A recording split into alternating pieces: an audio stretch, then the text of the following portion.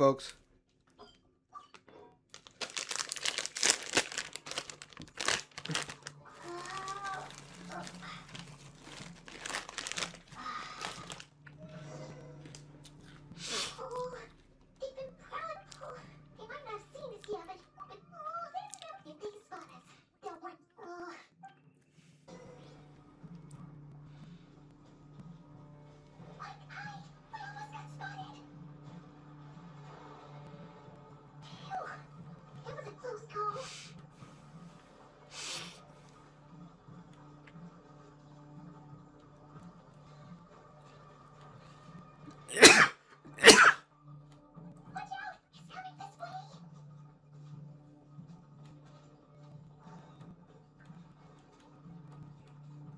Keep going. We're nearly there. This is the final hurdle.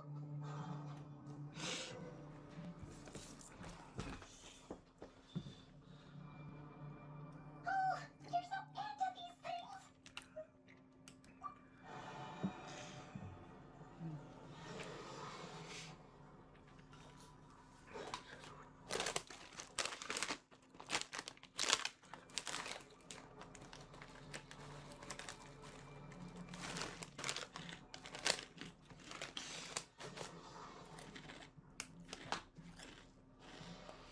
Fire. Fire. Wait, what's that smell? Oh no, there's a fire!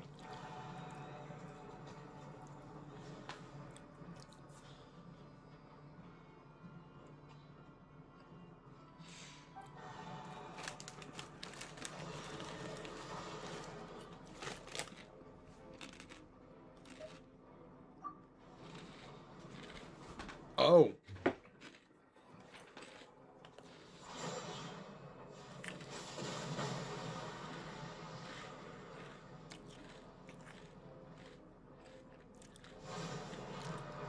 Sandrone was right.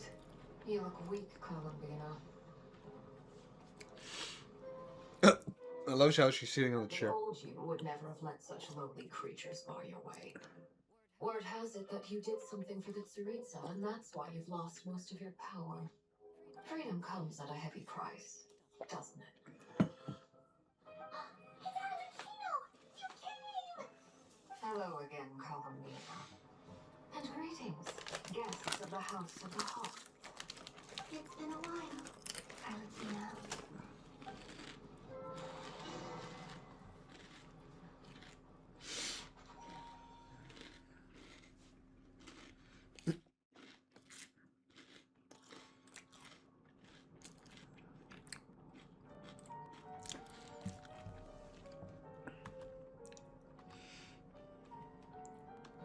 Stupid one here, stupid Solnari. Whatever. I've got all the data I need. Next time we meet, you're finished.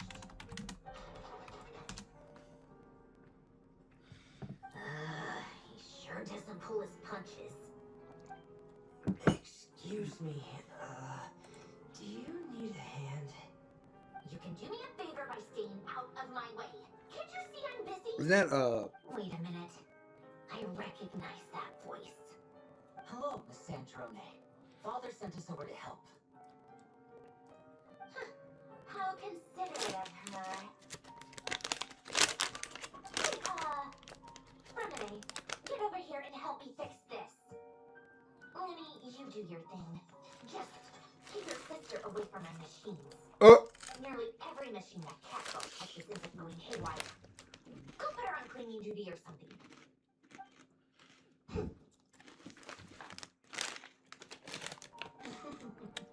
Then let's start downstairs.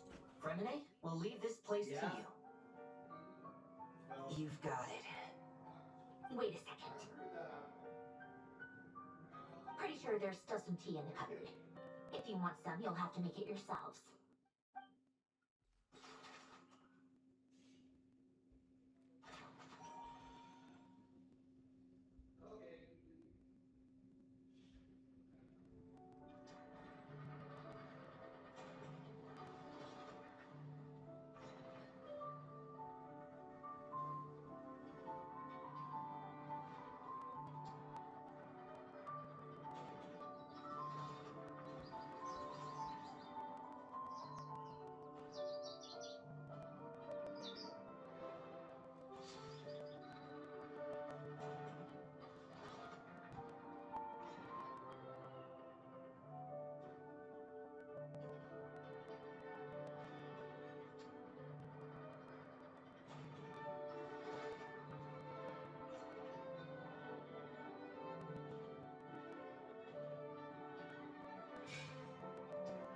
world remains constant over the centuries, but human life is like the dew at dawn, or a bubble rising through water.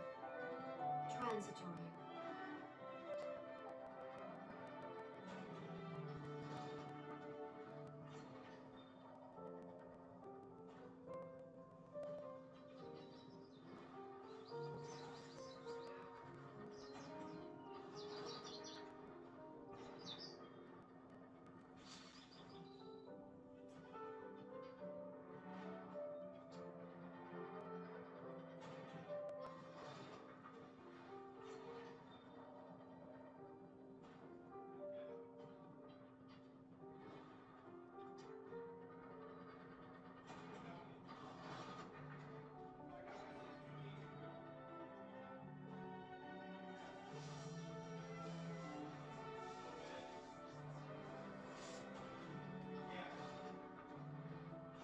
That flushed a lot of people's plans down the toilet.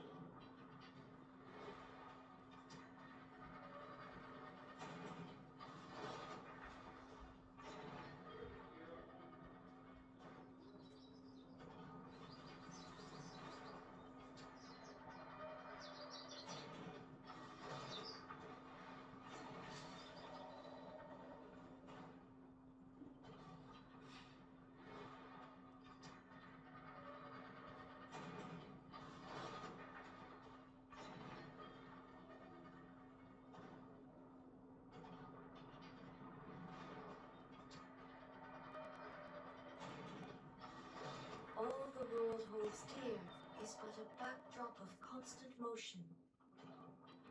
I stand before it, alone and unchanging.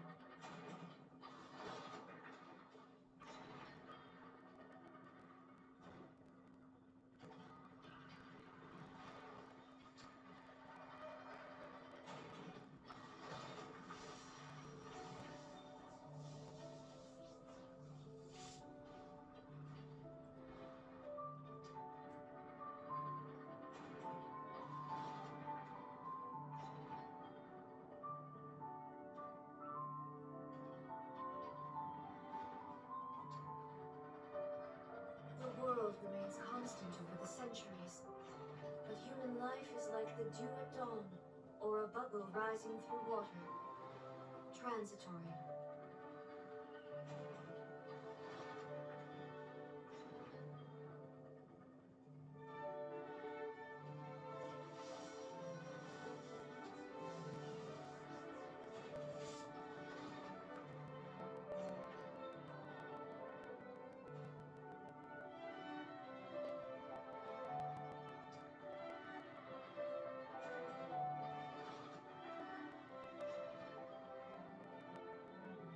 All the world holds dear is but a backdrop of constant motion. I stand before it, alone and unchanging.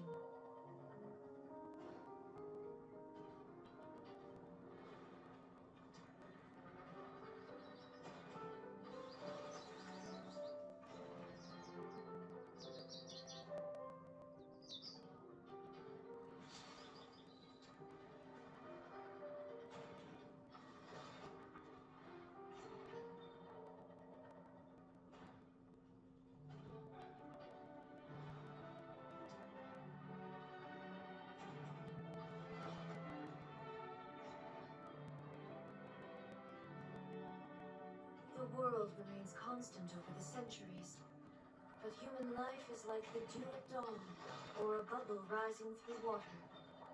Transitory.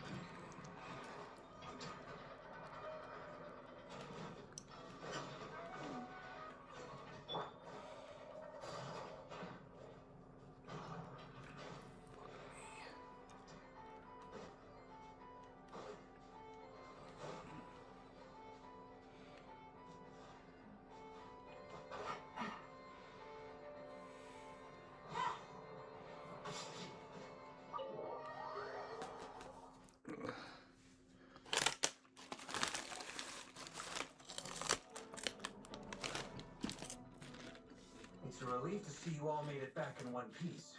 Huh? Feels like there's quite a few people missing. Where's Flint's and the others? What about Nipper? I returned ahead of them.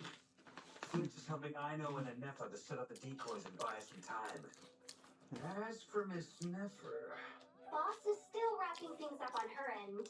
She sent us back to fill you all in on the top secret intel we've been gathering. I see. Then let's get right into it. But first, who do we have here? You brought someone else in to help? Greetings. I was invited here to help as a longtime Tea Party companion of Columbia's. You may call me Arlecchino. Surely it can't be. Those eyes. Oh, where have I seen them before? Wait, of course. And those memories we just saw.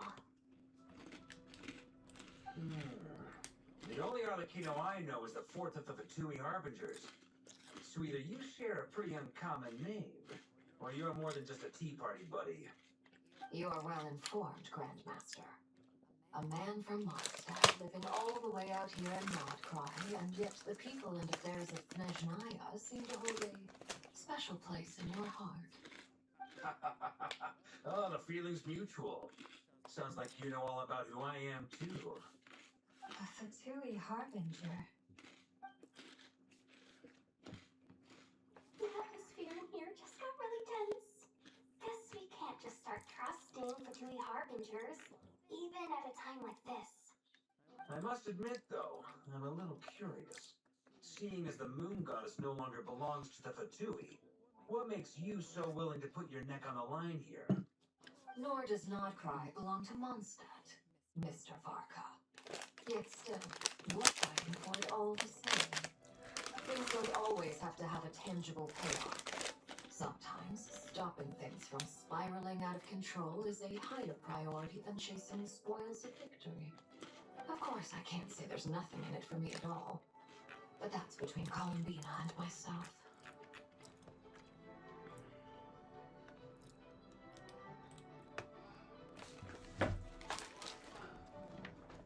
Yeah. Can you please load the dishes before you go to work now? Sure. Thank you.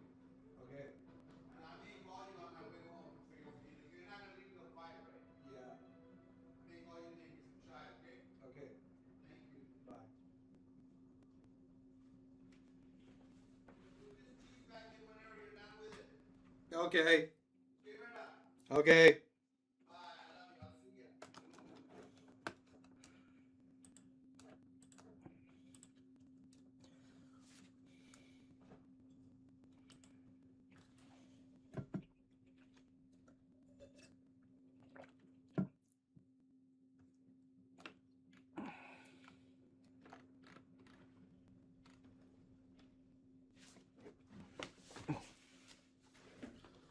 Forgive me.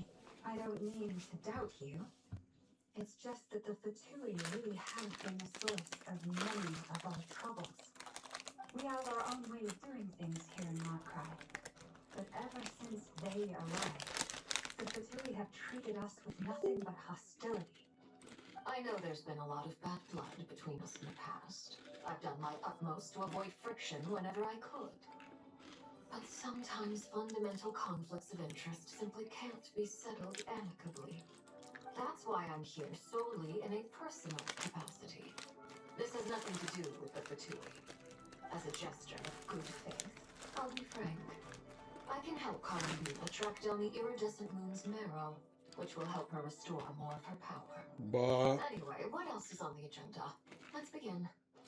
She says she'll be frank, then completely skips over the details. Looks like she doesn't want to give away too many secrets after all. But she clearly wants to change the subject. It'd be awkward if I tried to bring it up again now. Guess we'll just have to go along with it. She's the fourth of the Fatui Harbingers after all. One look and you can tell she's not someone you'd want to mess with.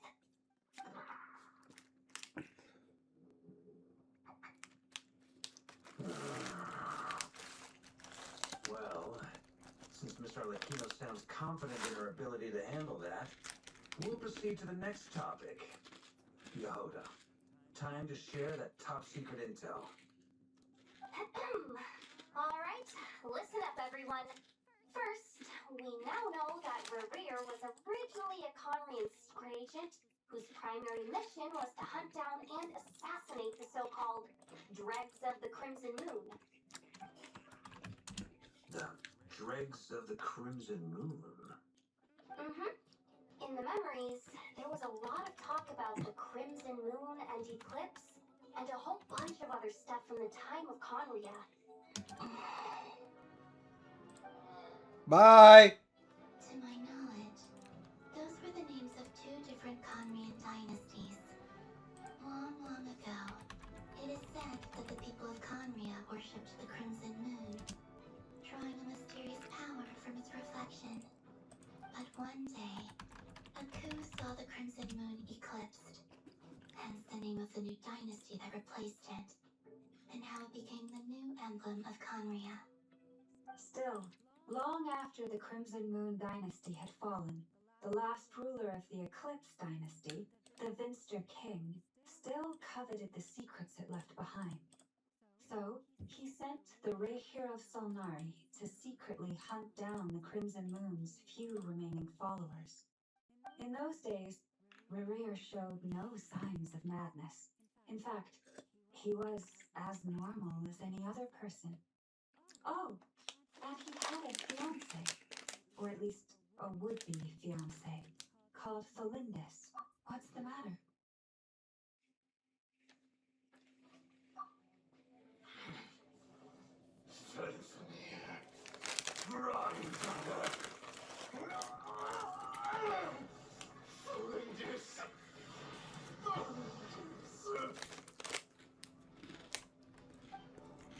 Interesting. Anything else? What about this would-be fiancée of his? Do we know anything about her? Well, she was a researcher at the Universitas Magistrorum, but it felt like she was hiding some kind of secret. Oh, and one more thing. For some reason, Rerir's fragment also contains some of Felindis's memories, though only a very small portion. Well, no shortage of potential leads, I'll give you that. In any case, it sounds like we can conclude that while Felindis was still around, Rerir appeared to be lucid and quite normal. Felindis, it seems, must have been the one thing in this world that he couldn't let go of. Tell me, though, were these pure-blood Conrians we're talking about here? Why do you need to know that? Hold on. If she was a pure-blood Conrian, oh yeah, just like how it was with the captain. If we could somehow find her, do you think there's any chance Rerir might regain some of his sanity? It's possible, but it would take a miracle. We can't pin all our hopes on that. That merchant who never knows, Doris Sangama Bay. Maybe we could hire her to look into it. All right, then. Let's keep working on our separate teams. Traveler, Paimon, Kutar, and Miss Arlecchino will go look for the iridescent moon's marrow. As for the others... On the way over here, I noticed that the Wild Hunt monsters had grown even more frenzied in their search for Kutar. At this rate, the people living here will be in grave danger too. So I'm thinking of gathering together some of our followers to go wipe them out. I'll head back to the Curatorium and meet up with the boss. Feels good knowing we've all got something to be getting on with.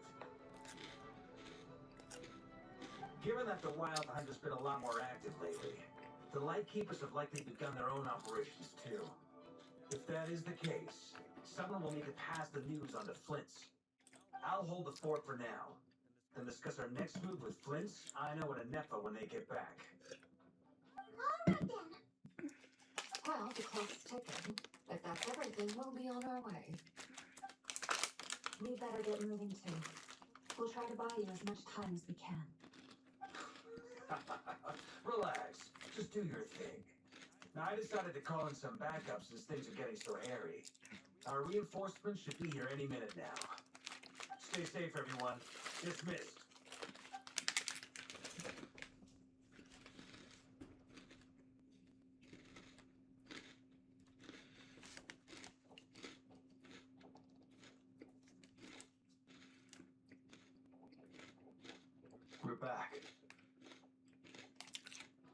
we get here a little early? A tad late. The others have already set off. To summarize, our resident moon goddess has found us a new ally, and Boss Nefer has uncovered some promising info. Everything going smoothly on your end? Not great. I don't even know how long we can stall him for. The decoys are getting taken out way faster than we imagined. I'm gonna make some more later, but I need a timeout first. I'm so tired right now. Oh, right. Inepa, could you fill in Uncle Barker on what we just discussed with Blintz? Sure. Uncle Barca, you previously told us about how when you went to investigate the source of the wild hunt in Amsbardnir, you discovered that it was just a diversion. But according to Flintz's intel, several outbreaks of the wild hunt had already occurred in Notcry in the period leading up to that. That was before Rerir had regained his body, when he was far from regaining his full strength. In other words, in theory at least, he still lacked the means to act in two places at once. Flint's, with everything that's been happening, the Lightkeepers across Notcry are rallying to fight back against the Wild Hunt. They're gonna need your help. I know, I'm sure you're capable of coming up with something far more effective than decoys. But for now, you should stay here and get some rest. And Effa and I will head back over to Amsbardnir to see if there's anything I missed. I told you Uncle Barca would say that, didn't I? A deal's a deal. Not a word about my snack intake for the next week. Database updated. Reliability of Ina's predictions increased. What does that mean? They were betting on how you'd respond after hearing their intel. It's the obvious choice, isn't it? It's hardly worth betting on. We already decided that Inefa should go investigate the situation over at Amsfartnir on her own.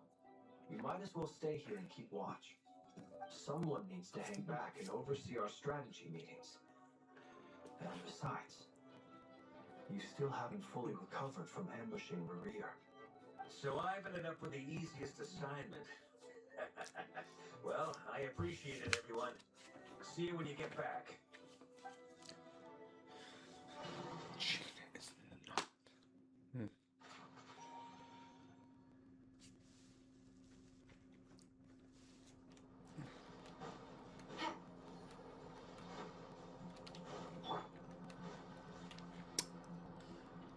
Here, this will serve as a good spot to cross over. Hold on a second.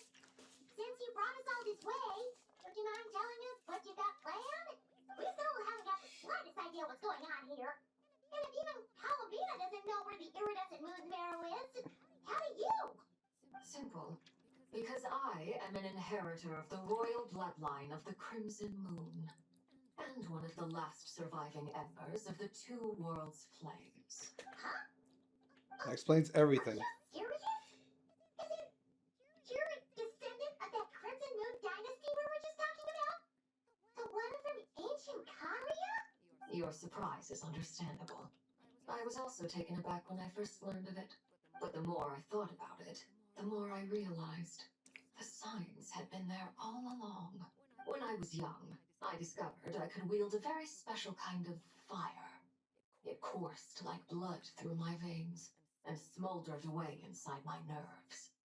What's more, whenever I experienced strong bursts of emotion or drew too deeply on this power, it was like some kind of presence within the fire would begin to gnaw away at me, consuming me from the inside out.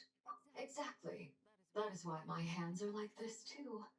At first, I saw it only as a curse, but once I became a harbinger, the jester apprised me of the truth.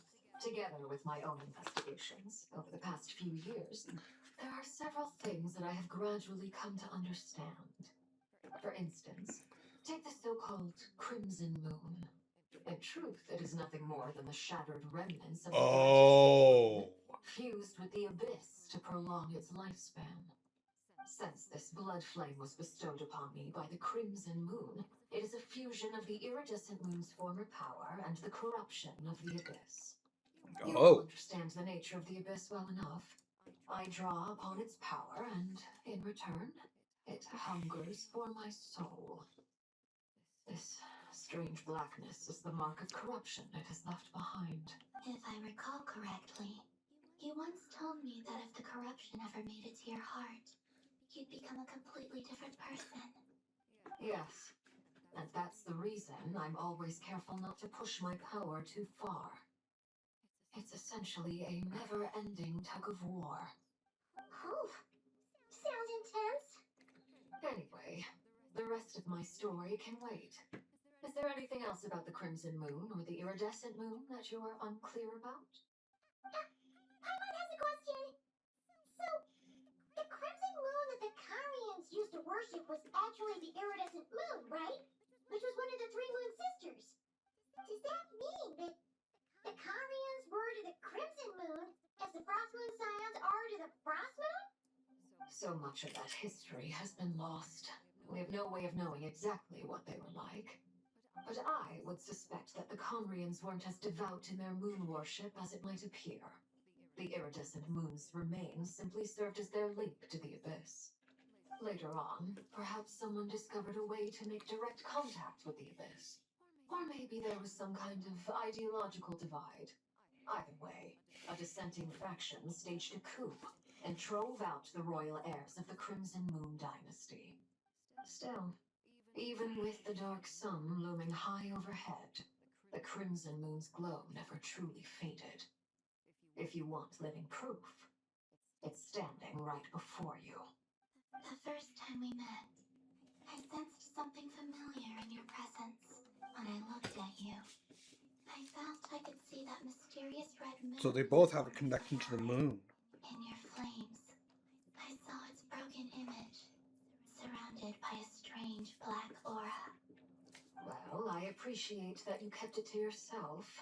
Much about the Crimson Moon is still a mystery, and I prefer not to end up as the object of an insane research project. Anyway, time is against us here, so if there's any other questions, they'll have to wait.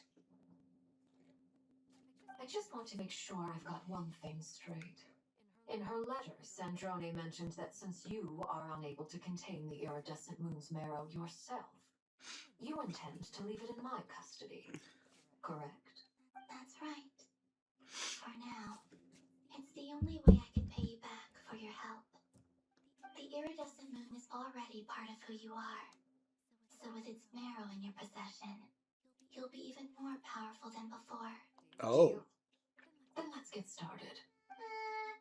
Get what started? What does this place have to do with the Crimson Moon? When I first became a harbinger, the jester gave me a book called Harry, also known as Leobranto Inamorato. You should be able to buy a copy next time you're in Fontaine. It's a love story set in the Crimson Moon era, but setting aside the tangled romances of its characters, it also records a few interesting details.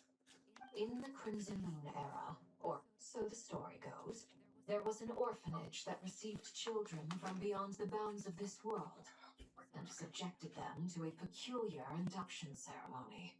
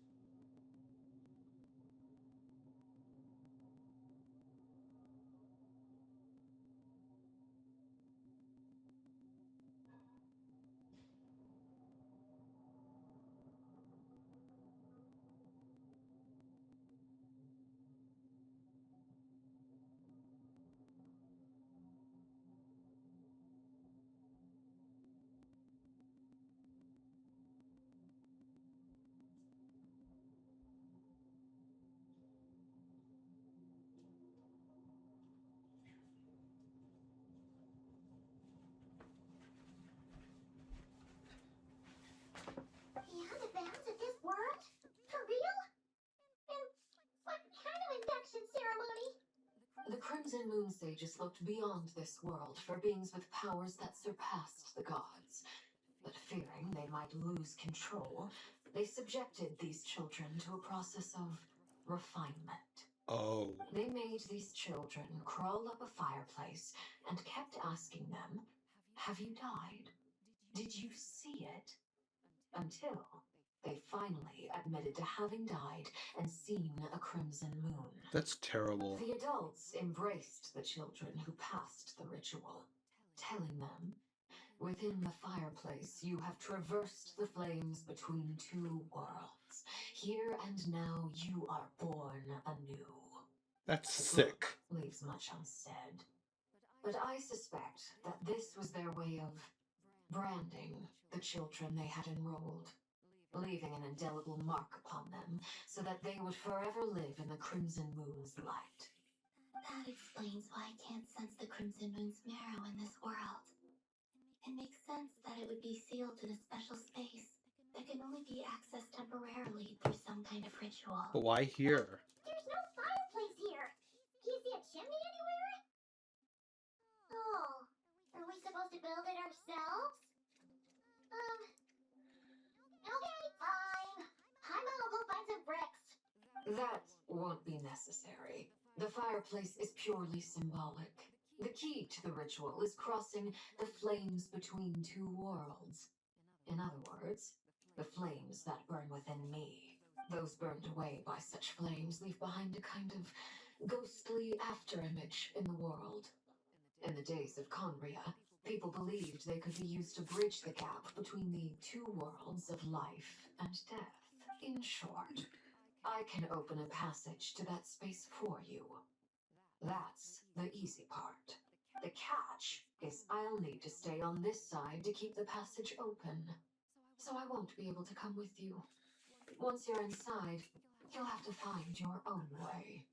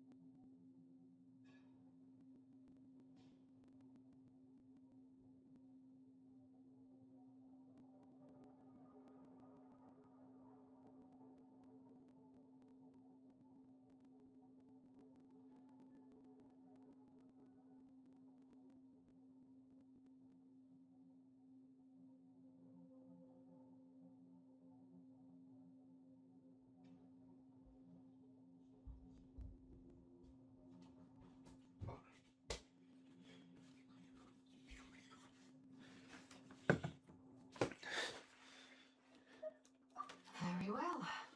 Then I'll open it up.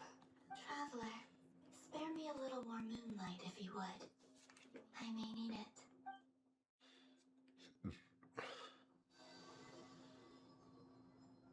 Thank you. I feel like I've recovered some of my strength now. It should be enough to move us across short distances and confront whatever dangers might await.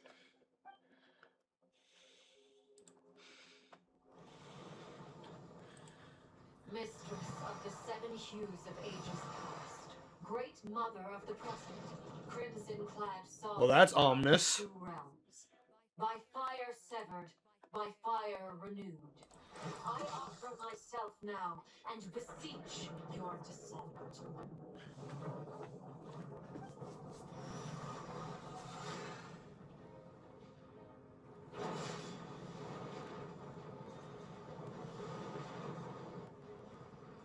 Oh, that is ominous.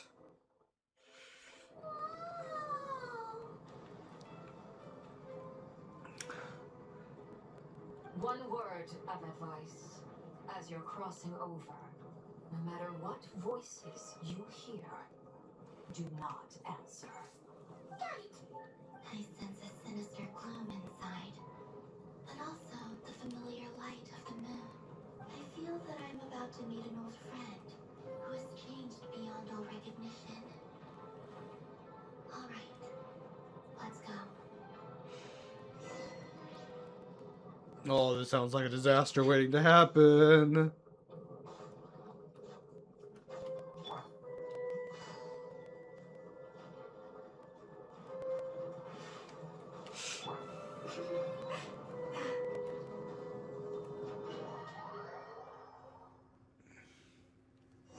I sense your presence and crave death and rebirth. I'll be right back, folks. I can go check on my meal.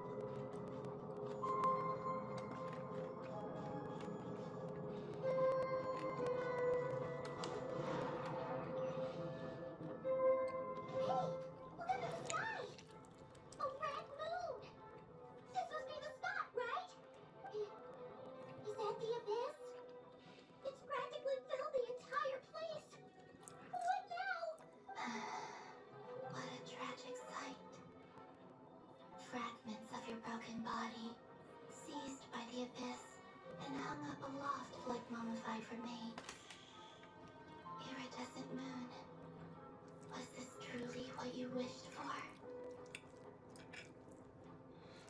I wonder if this is what caused Rainier's corruption.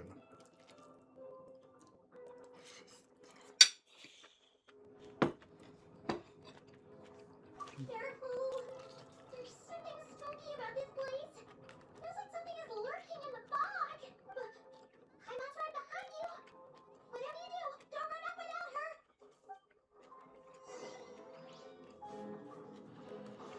By the way, Paulina, didn't you tell us that the iridescent moon had shattered into pieces? The moon up there looks pretty old, Paimon. How is that possible?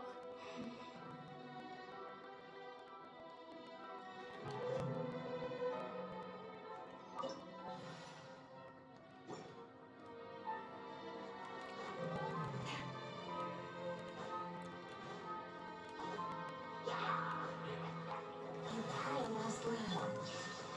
No, my soul! Rain outlines you. Gotcha.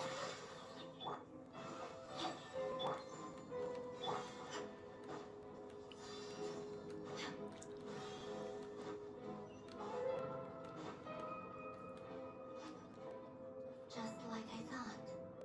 It was only a facade.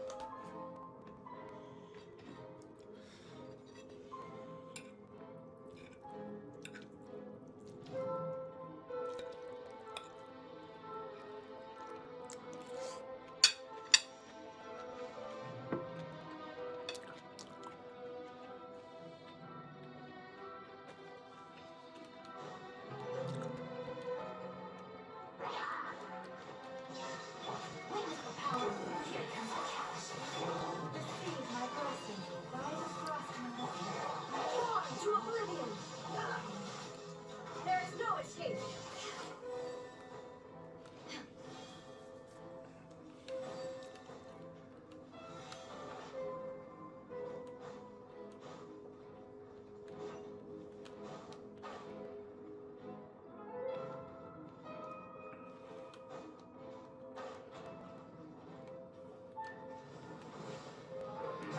Absurd.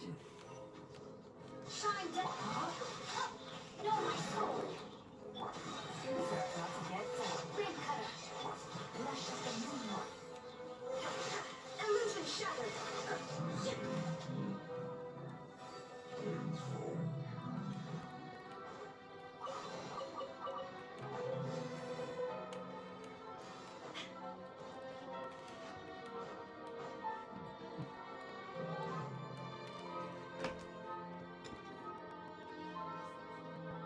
Huh? So up there in the sky. Huh? For real? That's way too high. There's no way we'll be able to reach it. No. I'm not sensing anything up there. It's coming from under the mountain. Let's see. Ah! There's some kind of weird shadow over the water. Wait, see that? Looks like a mechanism of some sort. Let's check it out.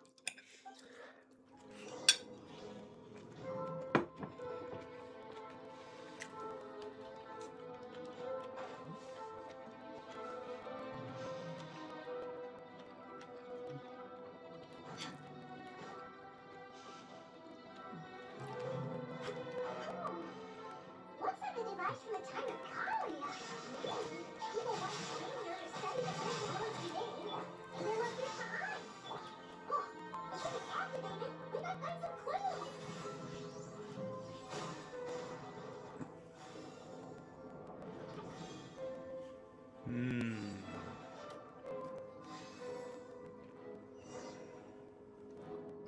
Hey, look at that! Now that the mechanism's running, the shadow in the water looks different. You think these mechanisms might be the key to unlocking the secret? Let's try and find more of them! Philippus, we'll leave the rest of the research in your hands. We'll be heading back now. I hope this isn't ruining date night. Ugh. Mind your own business. Just leave me some snacks on the table. Olympus? Is that Riri's girlfriend? How come we're hearing her voice here? Oh yeah! So, do you think she was studying this strange space all along? The Abyss has made this space she said and did were preserved here, like echoes or after images. Whenever I see this view, it takes me back to a poem from my childhood.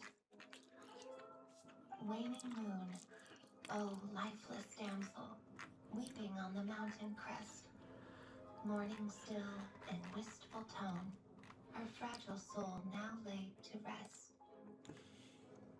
For me, of all people, to be here investigating the mysteries of the Crimson Moon space, is it a coincidence or something more?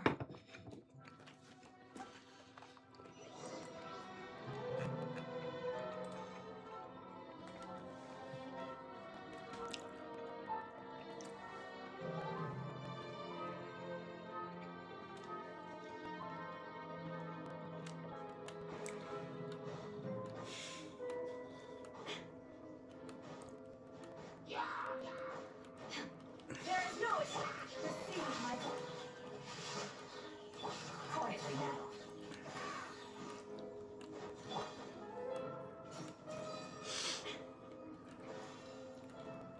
Oh, looks like the Abyss has messed up this mechanism. We need to find a way to get it working again. Let's see if there are any other devices nearby. Illusion, let me leave you alone. Here comes the cat. Vanishes a song with one heart. Now you shall perish.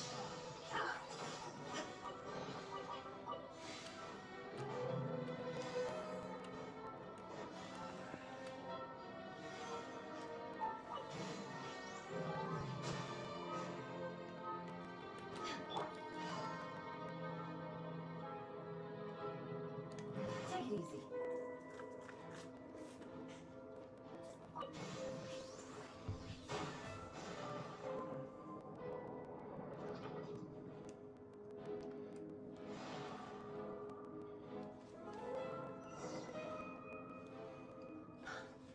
I see.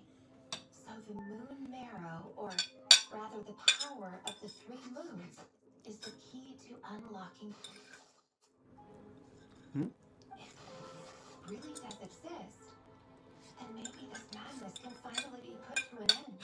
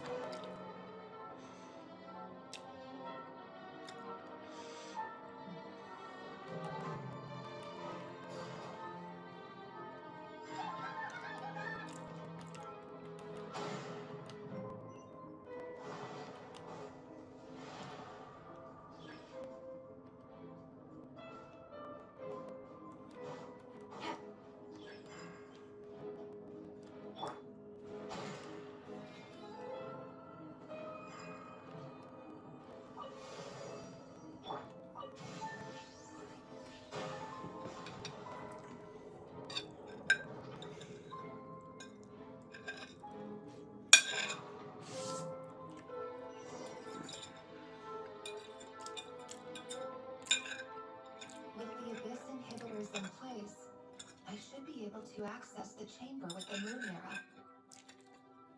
Oh, Revier, with every step you take, you're drifting further from what you truly desire. But you're not the root of the problem. Ever since that outsider set foot in Conria, the Vinster King has sunken deeper into madness. If only I could get my hands on that outsider.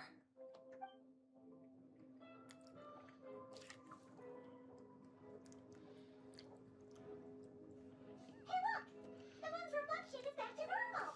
Olympus's voice mentioned a chamber with the moon marrow. Do you think maybe it's hidden in the moon's reflection? It must be. For within it, I sense the fragile aura of a dying soul. Then there's no time to lose! Let's go!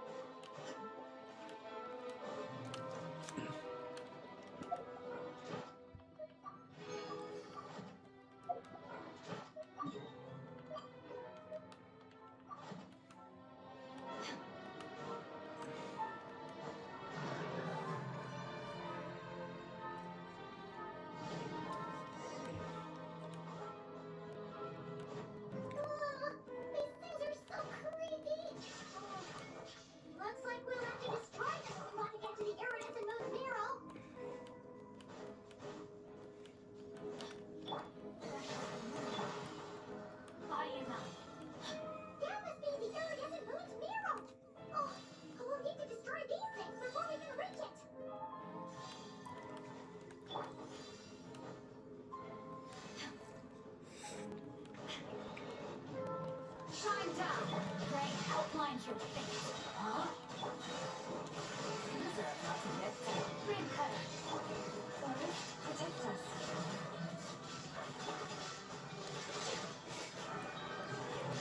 Pigs.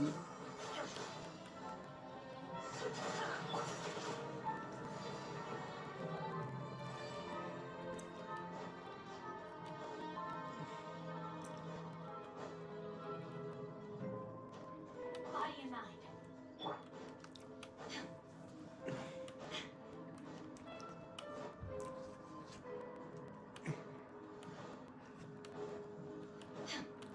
Illusion shattered. Right. We're so close.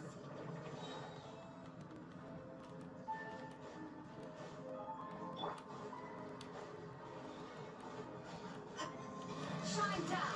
Witness the power. Insect from the floor. For the everlasting forest.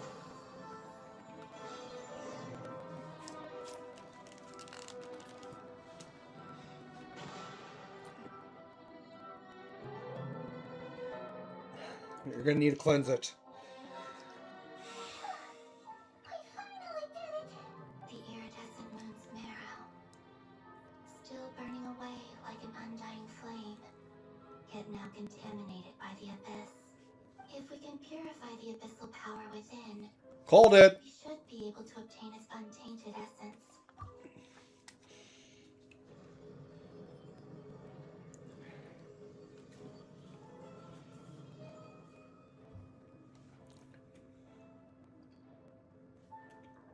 Oh. It's so cold. Is it you? Are you here? Huh? Are you talking to us? At long last, I can see you once more. Our fates have crossed, and I am finally free. I'm sorry. I lied to you. Even knowing what was to come, I still couldn't let go of the Yeah, feeling Dad? in my heart as death drew Dad. near. The moment the moon shattered, my body began to split apart piece by piece. Like I was being cut into pieces by 1,000 blunt blades. My thoughts scattered as the cold compressed. But I could not bear to fade away like that. Tell me, what was it that brought you to us all that time ago?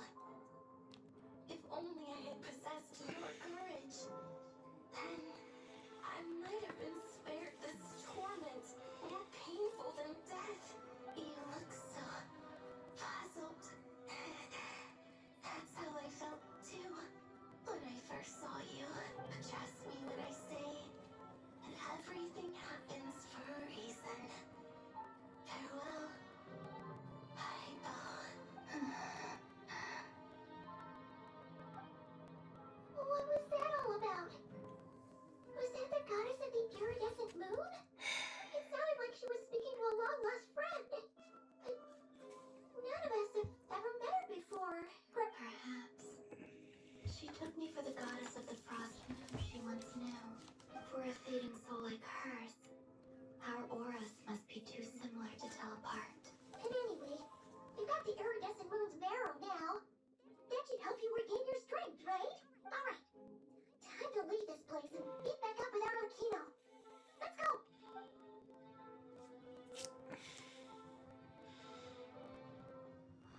That's odd.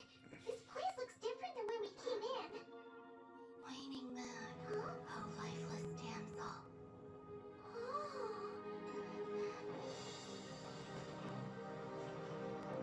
Oh, shit.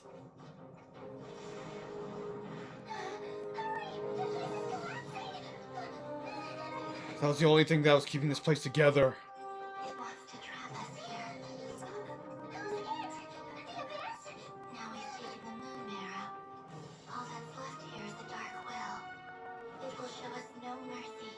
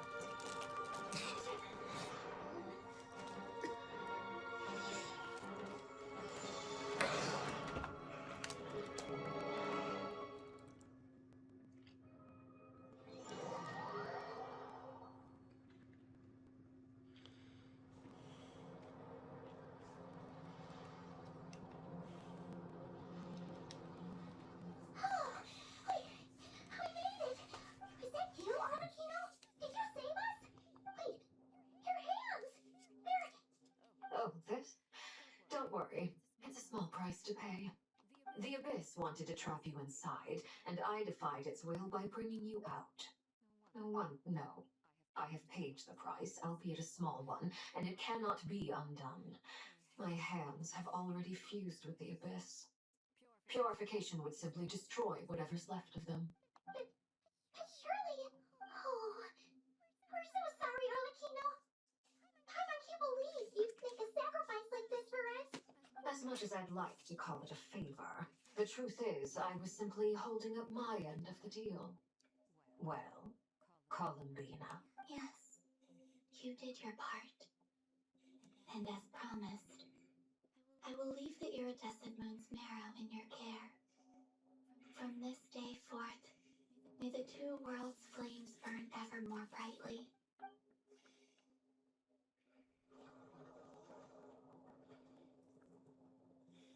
I'll take that as a blessing. Now, Columbina, give me your hand. Accept this moonlight I offer in return.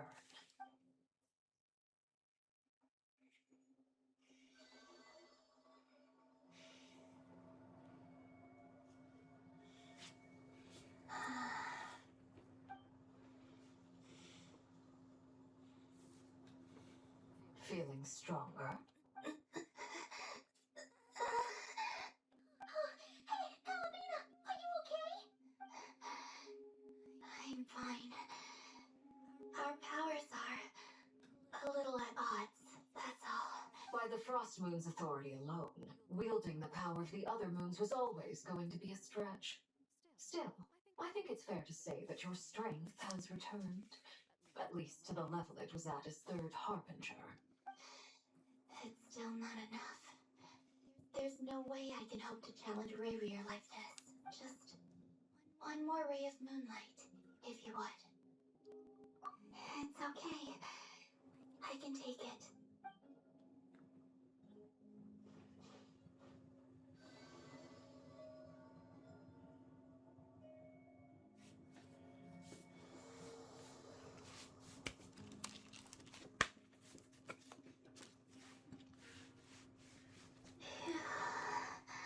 How about now? Fighting fit? At the very least, I won't have to stay hidden like before. I want to see him gone from Not Cry. The Rayrear of Solnari and his wild hunt must be sent back where they belong. Well, it's good to have something to aim for. You certainly seem more alive now than you did earlier. When I first met you, you didn't strike me as a ray of moonlight. More like a wisp of fog drifting in from who knows where, ready to scatter at the first sign of a breeze. But now, you're full of vitality, just like the Frost Moon, once the brightest of them all. May you keep shining, Columbina. This is who you are. Thank you. Look after yourself too, Arlecchino. I know you have plans of your own, and that's why you're always seeking to grow stronger. But whatever you're after, don't let the Abyss take a hold of you. I do not wish to see you go down the same path as Rayrear. I appreciate the concern, Columbina. Although perhaps it's time you took a new name. A new name?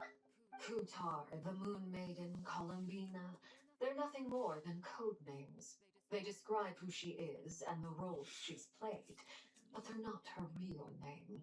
We often use code names in the House of the Hearth, too. But it's knowing your real name that keeps you grounded. Up till now, you've been living a wandering life, so you've probably never really cared. All I'll say is this. Once you've defeated Rayrear, give it some thought. All right, that's it from me. I'll get you back safely first, then go meet up with Sandrone. You're the best! I appreciate the gesture. It speaks to your good character. Anyway, let's get going. There are more urgent things to do right now than trade compliments.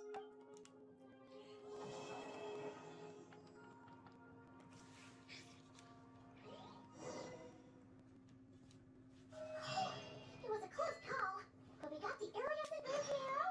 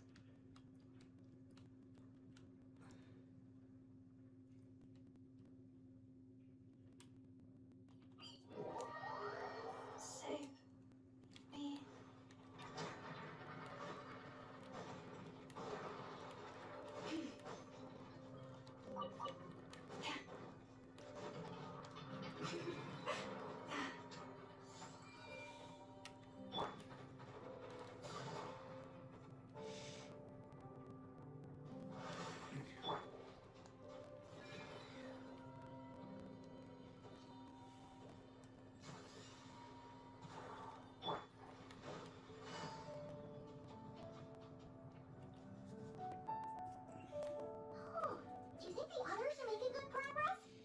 Hope it's all going smoothly. What? Hey, look! They made it back as well! Blitz! Lama! How'd it all go? All is well, thank you. Nefer and Yahoda had to stay at the curatorium to wrap things up, so they won't be joining us for now. I ran into Miss Inefa and Miss Aino on the way back. Their work is still in progress, so I suspect they won't be back for a while either. You seem rather cheerful today, Mr. Flinks. I certainly am. I achieved what I set out to do and came away with more than I bargained for. Fighting alone can get quite tedious, but I had the good fortune to run into a pair of brave young warriors. We meet again. How have you been? Oh. No! What are you doing here? That would be a natural assumption to make. It's also the correct one. These two courageously lent me a hand while I was fighting the wild hunt. When they told me they were Savarka's colleagues, it all made sense. And given how people of outstanding talent tend to cross paths, it's no wonder you're already acquainted. So, who's your travel buddy, Albedo?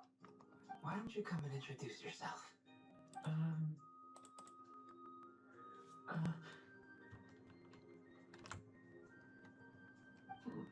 A gentleman of few words, I see, and a rather stern countenance. I presumed you were acquainted with him. Is that not the case? It's nice to meet you again. We've technically met before. Wait a sec! You're Vinny Durin! That's right. It's me. I'm glad to see you again. By the way, he says it's okay if you drop the mini. Yeah, I'm not as mini as I used to be. Interesting, isn't it? The first step towards blending into human society appears to be reflecting on whether one's name really reflects who they are. Wow! You look so different! In a good way, of course. It's great to see you looking so healthy. Thank you, Paimon. And although you're as mini as ever, I understand that diminutives don't always convey endearment. I'll be sure to simply call you Paimon as a sign of my great respect for you. Wow! You're such a smooth talker now. Paimon can get used to this. From now on, you may refer to her as your esteemed guide, Paimon. Personally, I think our little Paimon is the perfect size. When people call her little Paimon, it's just because she's so adorable that they can't help themselves. If that's not a sign of endearment, what is? You're absolutely right, Miss Lama.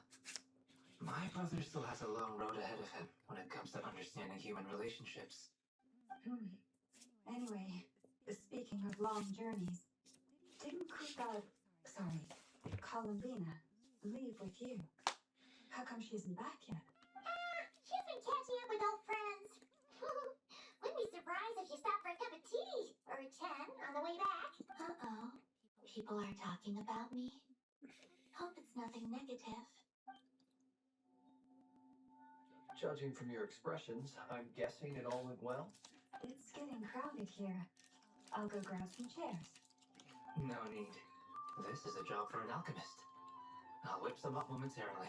Thank you for your hospitality, ladies and gentlemen, but I was merely escorting my friends back. I'll be meeting Sandrone shortly, as we still have some things to discuss. It's been a pleasure, everyone. But this is where I'll say goodbye. We really appreciate your help.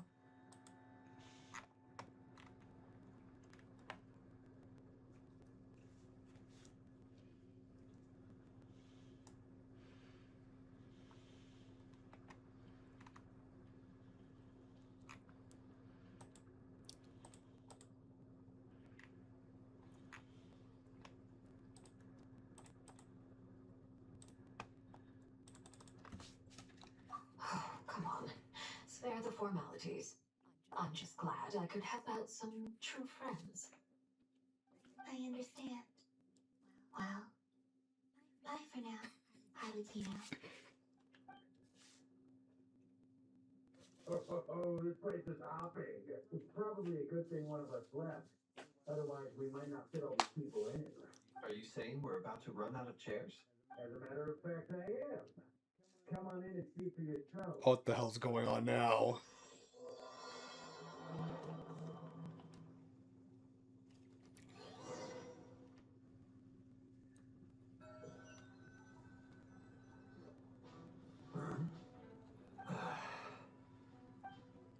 Dainsleif?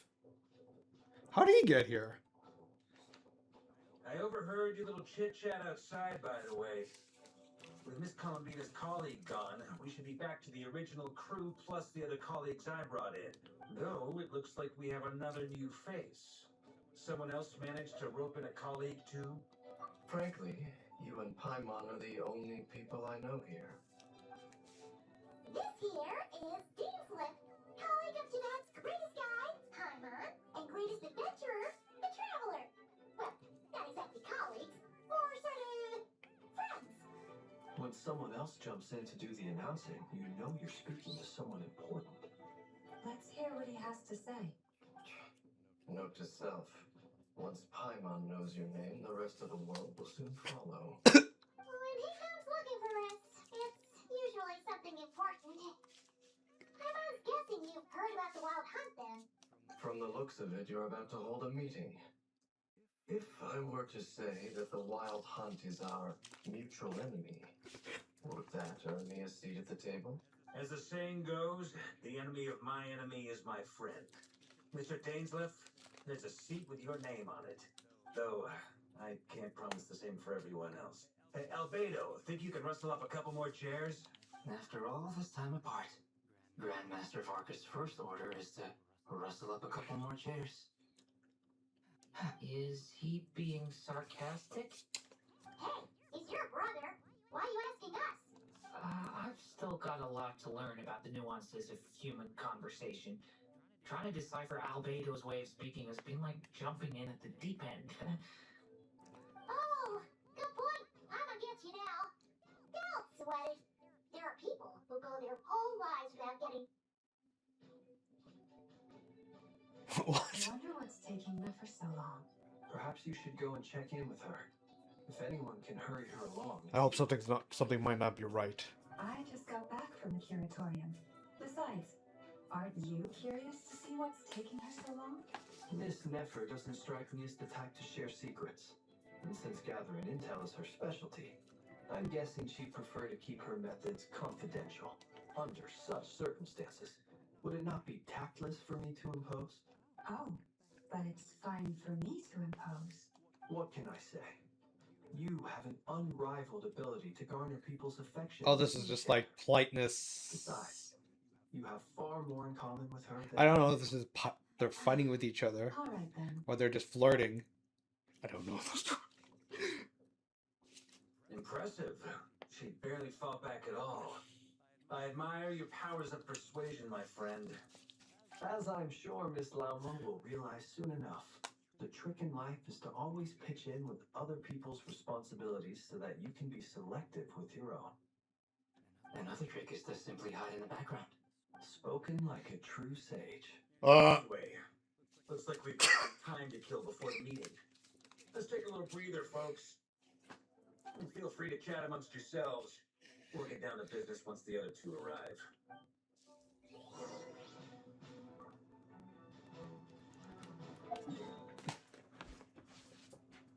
Ugh.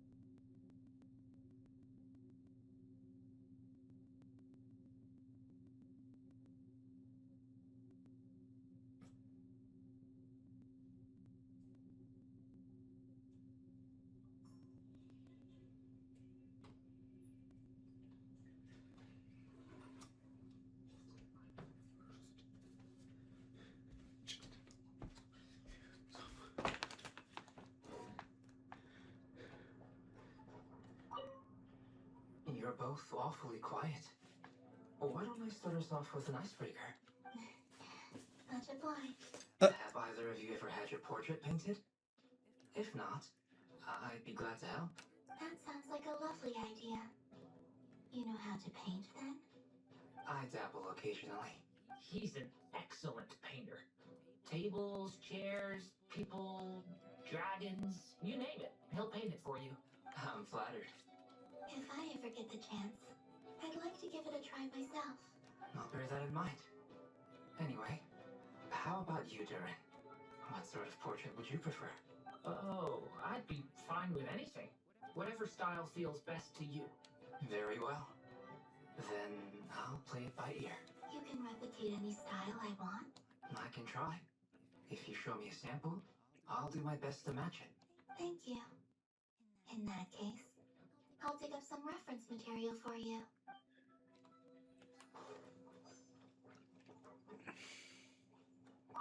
Truth be told, I can't remember the last time I was in a meeting with so many people. You're not alone there, my friend.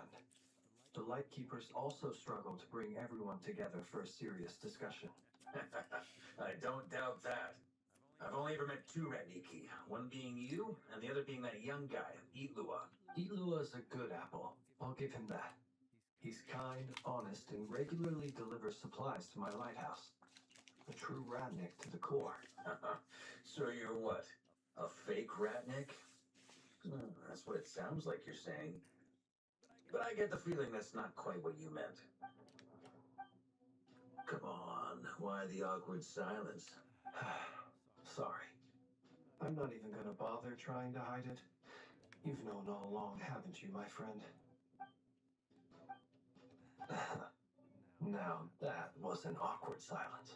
Let's just keep this between ourselves. Probably best if Itlua doesn't know, huh? That goes without saying.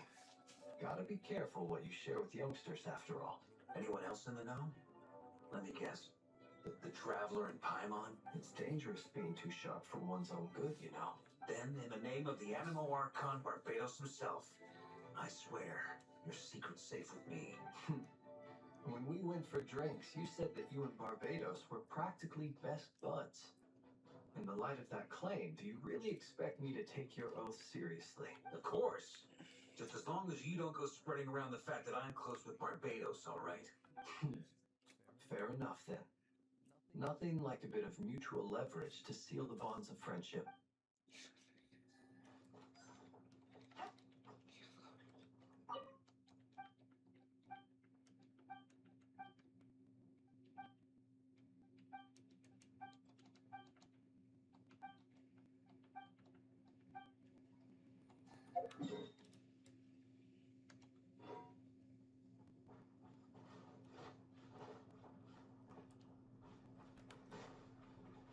Is there something you'd like to say to me? Yeah! For starters, why'd you just show up here without even giving us a heads up? If you think back to our previous interactions, you may recall that that's hardly out of character for me. You do have a point there. Oh yeah! You'll need to find somewhere to stay the night too, right? Wanna tag along with us? You never know. We might get a group discount. Sure, let's do that. Great! Paimon will handle it. And in return, we can get Dayslip to be our very own personal bodyguard. If that's what you had in mind, you should have said so sooner. I'd be happy to help. Oh, okay then. I was only kidding, but good to know. Anyway, since we're all here together, we might as well watch each other's backs. That's just what friends do, right? Indeed. Thank you.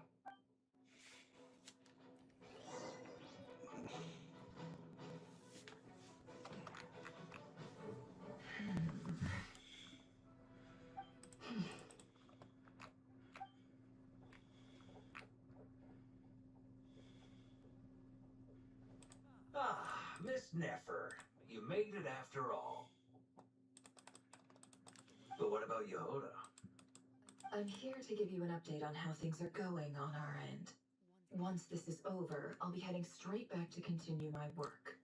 I left Yehoda back at the curatorium to watch over things while I'm gone.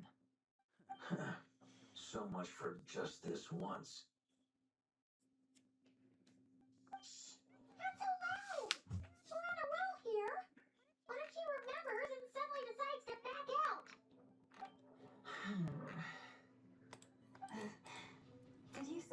Mr. Varka? Huh? I didn't say anything. Right, Flints? Must have been a frog. They get so noisy around here at nighttime. It's like they're putting on a concert in the background. Anyway, before we begin, there's a few introductions to make. Let me start by saying that it's an honor to be speaking before so many distinguished colleagues and collaborators. First up, we have Miss Lauma. As Moon Chanter, she's the leader of the Frost Moon Scions, a local religious community in Nodcry. Then there's Miss Nefer, boss of the Curatorium of Secrets, an intel gatherer extraordinaire. Nefer is leading the investigation into Rarer's background, assisted by Yehoda and Lauma. From the little I've heard, they're making some great progress. Over here, we have Mr. Flitz, a ratnik and guardian of the abandoned lighthouse. In our last operation, he courageously distracted the wild hunt to buy time for the rest of us. For those of you who've never met, this is Mr. Albedo, a renowned alchemist and captain of the Knights of Favonius investigation team. By his side is a new face for us all, myself included, Mr. Durin, who's come to lend his aid. Next up, we have the Moon Maiden and former Fatui Harbinger, Miss Columbina. Then we have the Traveler, who's earned more titles than I could possibly hope to list out, so I'll spare you the rundown. And Paimon, the ultimate travel companion and quite possibly the best guide in all of Tibet. Wow! That's a lot of people! Great turnout! Miss Nefer, it looks like you might have another job coming your way, so, congratulations on the booming business, I guess. You think I haven't got enough on my hands as it is?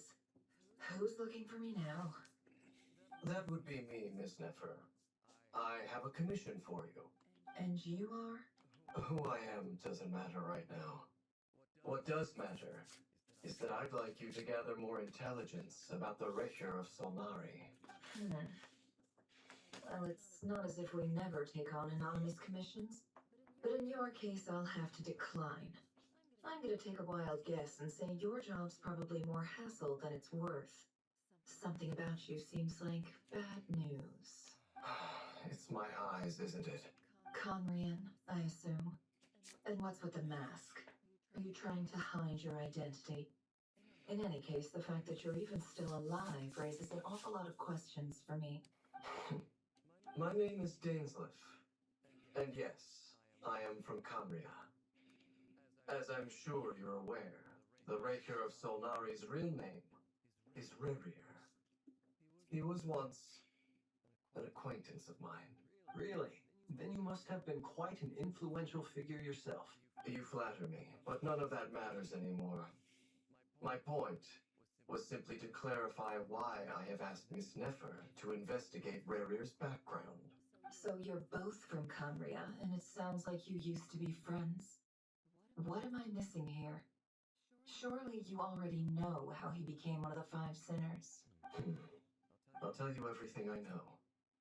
The history of Cambria, the names and identities of the Five Sinners. I remember it all like it was yesterday. I have never spoken openly of this before. But the truth was exactly as people say. The Five Sinners were each driven by their own desires, and it was by playing upon these that the Abyss tempted them to their fall, tearing Cambria apart in the process. The visionary, Vedafanir, who wished to foretell the future. The wise, Haroptatir, who sought limitless knowledge. Gold, Rhindaughter, who desired to create life. The foul, Sertologi, who pursued supreme strength. And last, but not least, Recher of Solnari, Rerir, Ravager of the Moon. Of the five, Rerir is the only one who remains a mystery to me. He never harbored grand ambitions. So what changed in the space of a single night? How did he come to fall like the others? In other words, you're saying that his change came as a shock to you, and you have no idea what actually happened? That's right. You mentioned how the Abyss tempted them, which led to their fall. But what did that look like in practice? And what other context can you give me about the events at that time? The more detail you can give me, the better. Strangely, now that it comes to it, I hardly know where to begin. The fateful night took place during the era of the Eclipse Dynasty. One day, my elder brother, the visionary, Vedafenir, was summoned to the palace by the Vinster King, only for the king to gouge out his eyes and cast him into the dungeon. Oh, shit. When I came to hear of this, my fury knew no bounds. I gathered together every ally I thought I had, and together we set a night to storm the palace and free Ved. Centuries on, the memories of that night still haunt me like a never-ending nightmare. We broke through the palace gates, just like we had planned, each striking towards our separate targets. But then, I was betrayed. Even Vedafenir, the very person I had come to rescue, abandoned me and partook of the Abyss's power. So, it's personal after all. Then tell me, Mr. Dainsleif, what price are you willing to pay? You, of all people, must know that nothing comes for free. I cannot say what price would be worthy of such a commission. But know this. Rerir was not always a madman. Believe it or not, there was a time when he was just an ordinary man, working for the Conrian Intelligence Service. Uncovering the truth of Rerir's past is the only way to unravel this mystery. But before you decide if you will accept my commission, I will tell you more about him. Enough, I hope, to help you plan your next move. Sounds pretty good to me. Feels like we just flagged down a random passerby, only to discover he's actually a master strategist who has a score to settle with our enemy. Can I borrow your halo? It could be useful in the lighthouse. Hey, you know what the wisecracks? Besides, isn't that lamp of yours bright enough already? Relax. It was meant to be a compliment. If that was a little over the top for your liking, I'll make sure to tone it down next time. I'll give your proposal some serious thought, Mr. Dainsleif. Let's speak in private once the meeting is over. Before that, there's a few things I'd like to share.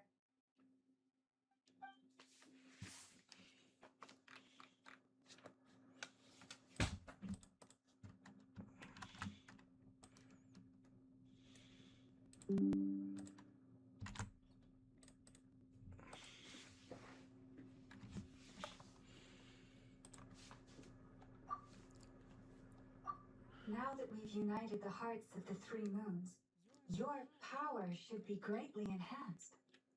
But it seems like that hasn't happened yet. I believe it will take a little longer. You've done so much for me, so I want to be completely honest with you all. Even though I'm doing a lot better now, the truth is, my recovery will likely be an ongoing process. From the moment I was born, my power has been slowly ebbing away. And that is because Tevad has never accepted me. Even with the moons united as one, it seems my rejection cannot be undone. So far, I have yet to find a solution. It may turn out to be a problem that will plague me until the day I finally leave this place behind. Even so, I will do everything in my power to help you drive out the Ray here of Solnari. As Arlecchino put it, this is not about chasing the spoils of victory. It's just a gesture of heartfelt gratitude. Kuthar.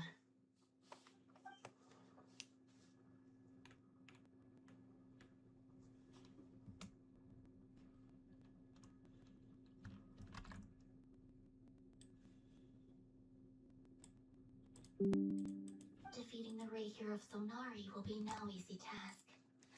While my strength slowly recovers, we'll also need to gather more intel. Naturally. We should take all the help we can get if we hope to defeat him. We've considered several viable plans now, but our choice hinges on the answers to a few key questions. Is it even possible to kill Rerir? What experiences shaped the person or monster he became? And what's he really after? Given Albedo's expertise in alchemy, I think we should leave him to try and answer the first of these questions. Understood. As for the other two, I'm afraid we'll have to count on you again, Miss Nefer. Believe me when I say it's not my wish to burden you. But right now, relying on your skills is our only option. So you're placing all your hopes on me, huh? We can't thank you enough for agreeing to help us. Honestly, I can hardly believe how lucky we are. You sure have a talent for changing your tune, Miss Moonjanter.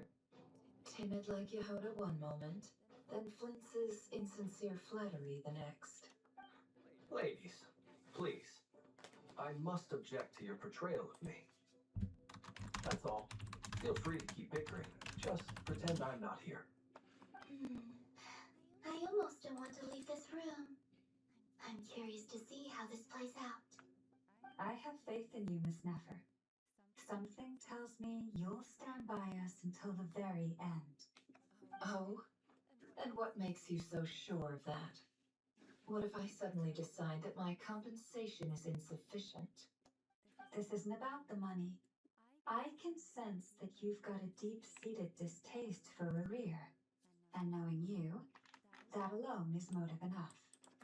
Look at them getting along so well. Like two peas in a pod. And I'm the one they accuse of insincere flattery. There is no justice. Miss Lama, you have to understand something. Unlike you, I don't actually enjoy having everyone's hopes on my shoulders. Is that right? Well, maybe the fact that I'm willing to put my hopes in other people says more about me than you. But the fact is, I also trust you. And that's because I know that you're someone we can count on. Anyway, we've got our plan, so let's get moving. Mr. Dainsliff, let's talk. And Traveler, once we're finished, if you've nothing else planned, I'd like you to come with me. This whole experience is teaching me a lot. For instance, I now know that when other issues come up in the future, I'll have far more luck getting Lauma to convince Miss Nefer than trying to do it myself. Hate to say it, friend, but that's one of the funniest things I've heard in a while. Why? You think I've got it wrong? Quite the opposite. But what makes it so hilarious is how long it's taken you to realize.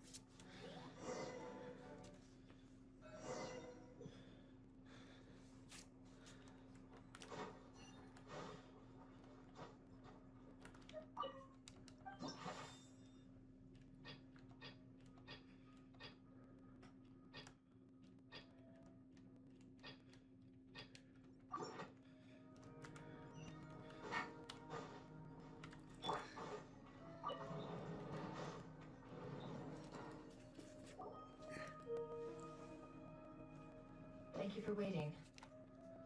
It's okay. We actually used the time to help Dainsliff get a room at the hotel. That's very considerate of you.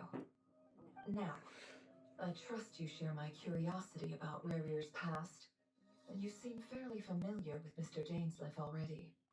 We spoke at some length after the meeting. He was the one who suggested I should invite you to join this operation. He feels confident that these secrets will be safe with you. Dave has a lot of faith in us, that's for sure.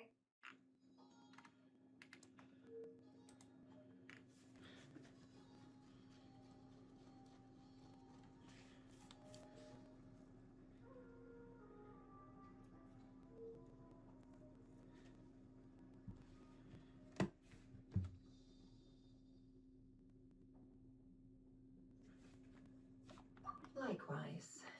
I appreciate that you got right on board without interrogating me about why I invited you. It shows that you trust me to explain everything in due course. That's because we know what you're capable of. We appreciate you too, Never. You might have been forced to help in the beginning, but this time it was your choice. That's one way to put it. Another is this, that once a decision's been made, it's set in stone. After that, my only goal is to see it through. Alright, so here's how it is. I'm going to access Rare's thoughts again using my confidential method. Now, I'm sure you've seen things like this before on your travels, so you're surely well aware of how dangerous it can be. The reason I've gathered you all here is to ensure my safety during the proceedings. I plan for us to enter the fragment of his consciousness together, and once inside, I will focus on searching for information. Think of this as a diving expedition into someone's brain. If I'm the diver, you are my safety equipment, tasked with keeping me alive while I'm under the surface. Once the ceremony begins, we will all be spying on privileged information.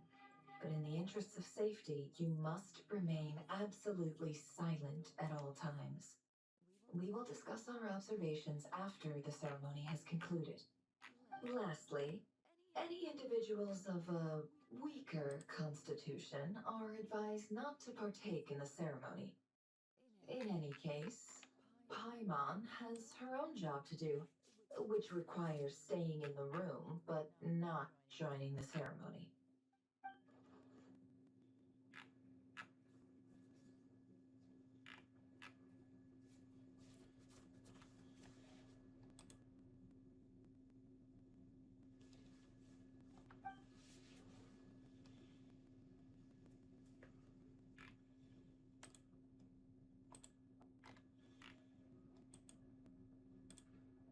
Well, good luck, everyone.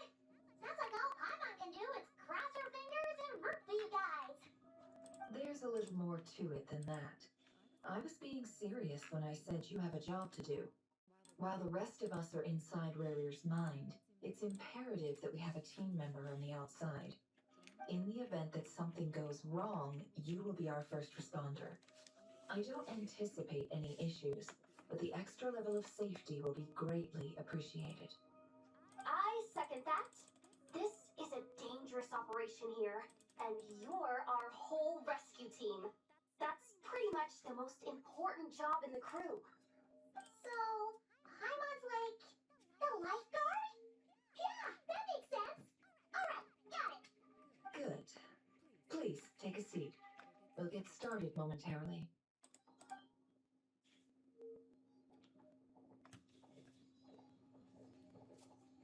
So, did Mr. Dainsliff tell you anything else? He told me that he believes Rarier kept some big secrets in his life. He's not sure that they were the cause of his eventual downfall, but he's asked me to uncover what those secrets were all the same. But surely you're not planning to go through with this, no matter the cost. If you think that, you'd be overestimating me. I'm a businesswoman, not a mercenary. But I do have my own professional reasons for taking this job. You think I'd turn down the opportunity to get a first-hand glimpse into Conrian history? No chance. Well, as long as you don't let morbid curiosity get in the way of safety concerns, we're good. We'll do whatever we can to help you. You're such a killjoy.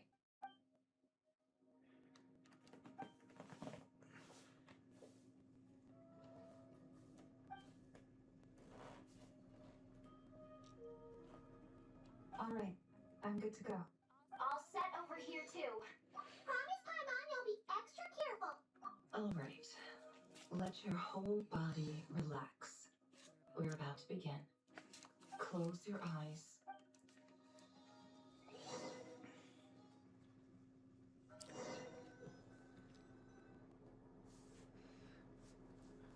Phew. Could this be his office? Pretty standard setup. Bookshelves, paperwork, file. According to Dainsliff, Rarier used to be an intelligence operative. Chances are there's plenty of top secret intel stashed away in this room. Is this where you keep your secrets, Rarier? Can't say I'm not looking forward to this.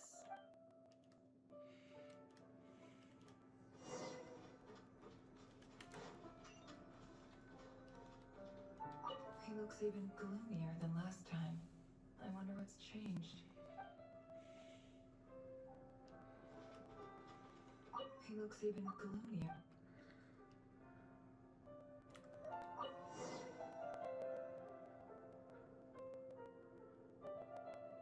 Today's files are in. Time to wade through them, just like usual. Male, 51. Occupation, cook. Confirmed Crimson Moon descendant. Has maintained frequent contact with other descendants over the past year.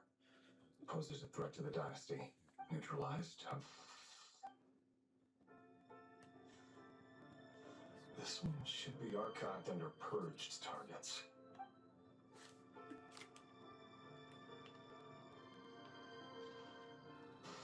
Female, 23. Occupation, office clerk. Confirmed Crimson Moon descendant. Has maintained frequent contact with other descendants over the past year. Poses a threat to the dynasty. Neutralized.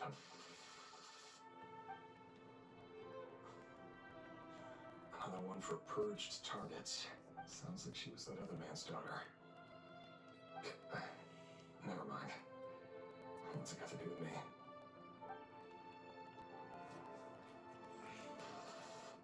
Male, 40. Occupation, teacher.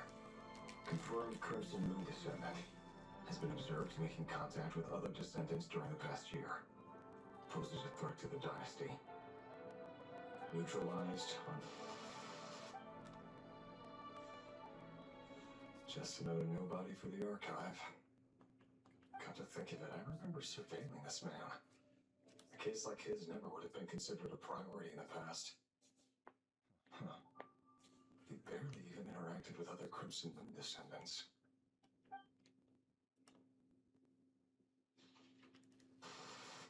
Female, 16. Occupation, none. Orphan and confirmed Crimson Moon descendant. Has been observed making contact with other descendants during the past year. Poses a threat to the dynasty. Neutralized. Filed. I have no recollection of this girl. None whatsoever. She doesn't seem to be anyone important, but then again, how many of them really are? Banality of evil. Female, 13. Occupation, none. Orphan and confirmed Crimson Moon descendant. Has been observed making contact with other descendants during the past year. Poses a threat to the dynasty. Neutralized. They're getting younger and younger. Filed.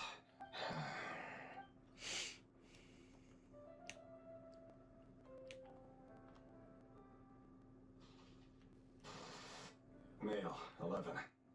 Occupation, none. Orphan and confirmed Crimson Moon descendant. Has not been observed making any contact with other descendants during the past year. Poses a threat to the dynasty.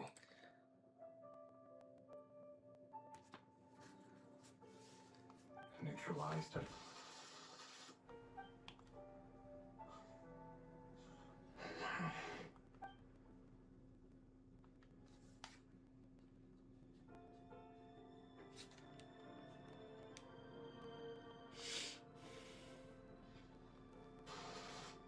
Male, 6. Occupation, none. Orphan and confirmed Crimson Moon descendant. Poses a threat to the dynasty.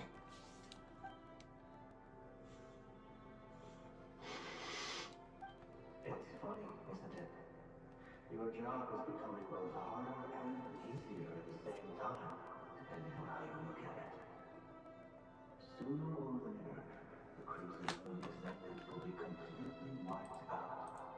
But as they're not nocturnal, they become harder and harder to track down.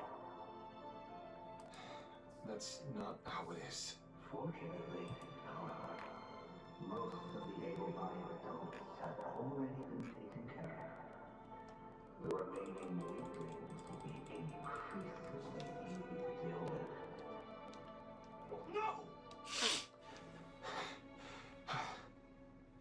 No. My job is to ensure the survival of the Eclipse Dynasty. And the only way to do that is by eliminating any and all potential threats. It's a perfectly legitimate line of work. Every single one of my colleagues can attest to my fairness. If my friends were aware of the facts, I know they'd back me up too. Assuming, of course, that they were aware of all the facts.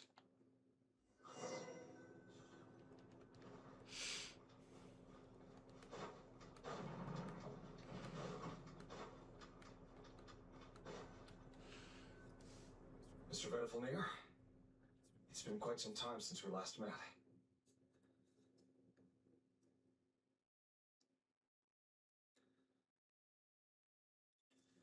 Revia, I trust you're here because you have something important to discuss. Forgive me. I wasn't tuning out. It's just, I noticed you didn't even phrase that as a question. As if you knew I was coming. Tell me, does someone in your position ever feel the need to ask questions at all? It is indeed within my power to foresee certain things. Things like your arrival. I was just thinking. It won't be long before I'll be inviting both you and Dane to my wedding. That isn't a lie, but nor is it a fact as such. It's a wish, isn't it?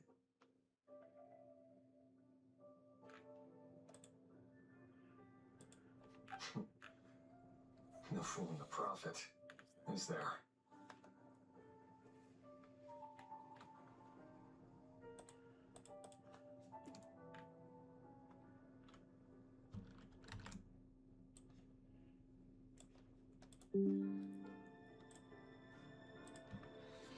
Ever since that day we met for drinks, I knew it was only a matter of time before you came looking for me.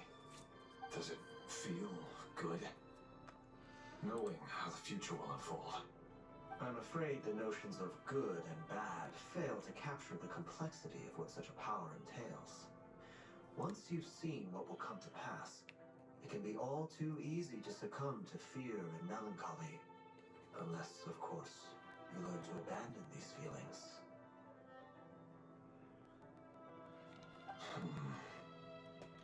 You fear my silence, and long to hear the words I left unspoken that day. That's right.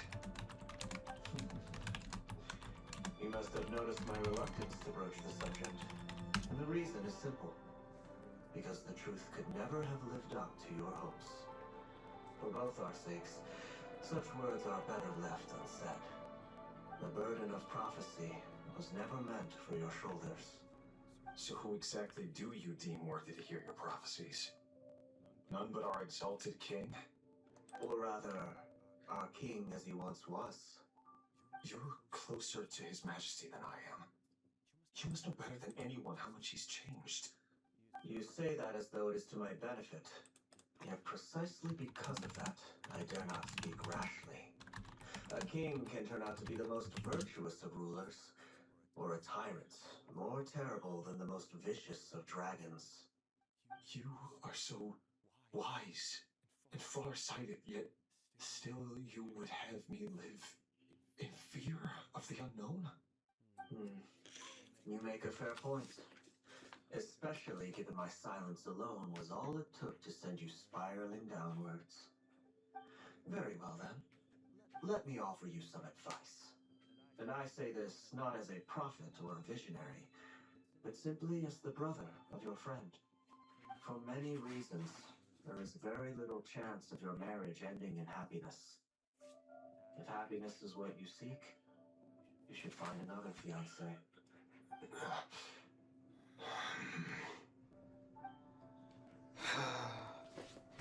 Hold on. There's that same black fog again. Did this memory belong to the Lindis? Guess I better tread carefully. Wait. Hear me out. This time we finally got a clear look at his face and learned his true identity. His name is Rayrir, and he claims to be one of the king's guards. What did you say? Cruel irony, isn't it?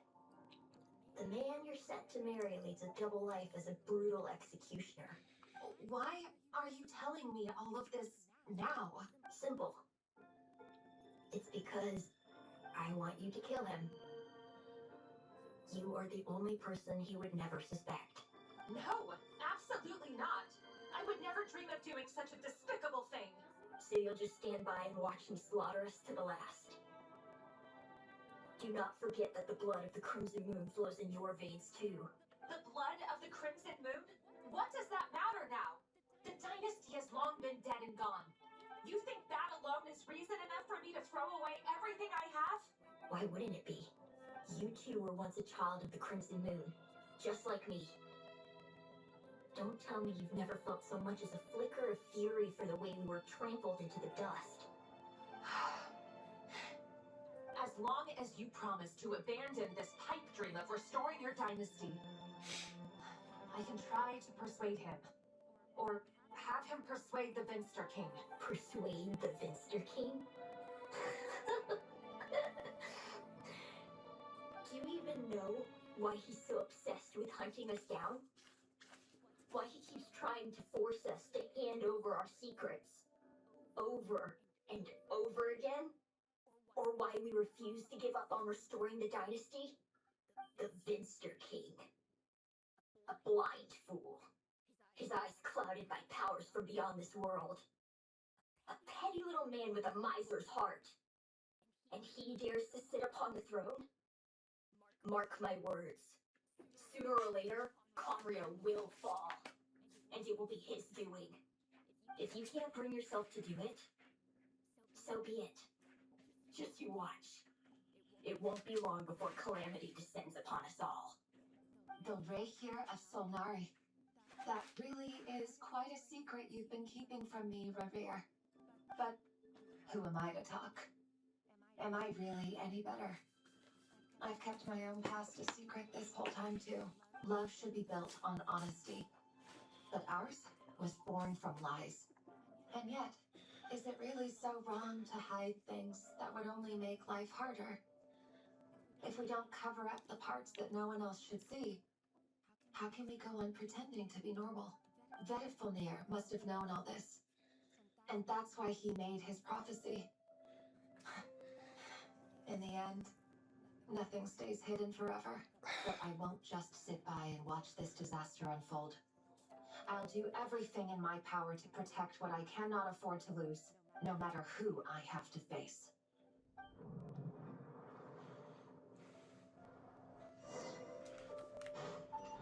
Huh? Was that Revere who just walked past the window? Doesn't it give you the chills that he still takes the same road to work every day? As if nothing ever happened. Those people at the deli. Enough already. They're clearly pretty taken by their own disguises, so just smile and play along. Pull the rug from under beasts like that, and you'll risk having your throat torn out. Deli? They're talking about those people from the opposition. Right. I'd almost forgotten I used to run a deli. People of no consequence always vanish so easily. No one even remembers them. But surely you can see he's not the man he pretends to be. So many have died already, and they say that the king's madness grows with each passing day. We're not going to survive this, are we? But why does it have to be this way? Do we really deserve to die just because of the blood that runs through our veins? Felindis, are you even listening? Sorry, Freether. My mind was off wandering. I heard you, though. You're talking about what Revere said. He's just following the king's orders. He's a secret agent, and it's his job to hunt down rebels and dissidents. By the time you first met him, he'd already taken lives. Maybe he was using you from the very beginning. No. Revere has no idea I have anything to do with the Crimson Moon. My family are only distant relatives of the main lineage, and besides, my eyes are perfectly ordinary. Truth be told, apart from my teacher, pretty much no one knows I have any connection to any of it. It's been a long time since my family severed ties. But as Orlok said, who could possibly talk sense into that raving lunatic of a king? No one. I'll work something out. Trust me, I'm with you all. But for now, you need to keep yourselves hidden. Don't let anyone find you, anyone at all. Don't forget that Rerir is an Eclipse operative. You need to be extra careful when he's around. And when I am too. For now, don't come looking for me. And if anything happens to me, just act like we've never met. If even you can't escape this, what hope do the rest of us have? But after all this time together, surely he wouldn't lay a hand on you. I won't speak in his defense, nor can I give you a clear answer to that question. But I'll do everything I can to put an end to this. Here, hold on to this. If an opportunity to escape presents itself, take it. You'll be glad you took some spare change. You call that change? But what about you? I've got a job, and there's still money coming in. But you can't go anywhere right now. Please think about yourself for once.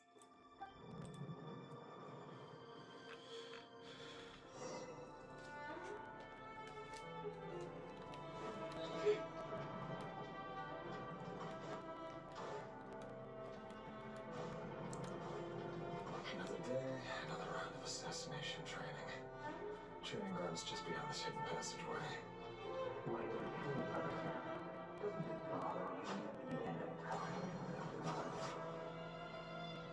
Or would it?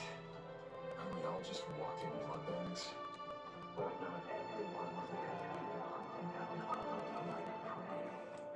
He's been a hunter for so long now. He seems to have forgotten that most people don't just go around killing one another. Leave me alone.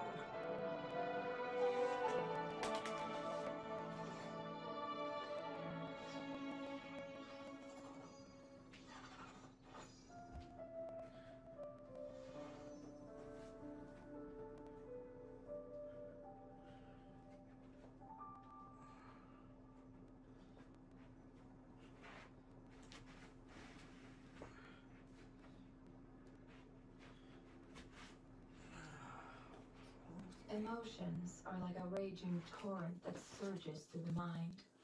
More often than not, if you try to hold them back, you'll be swept away by their unstoppable force. And if you try to ignore them entirely, you'll end up tearing yourself to pieces.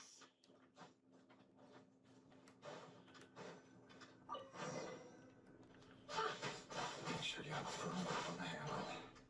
Then choose your angle well. Keep your moves light and brisk. And the prey won't sense a thing.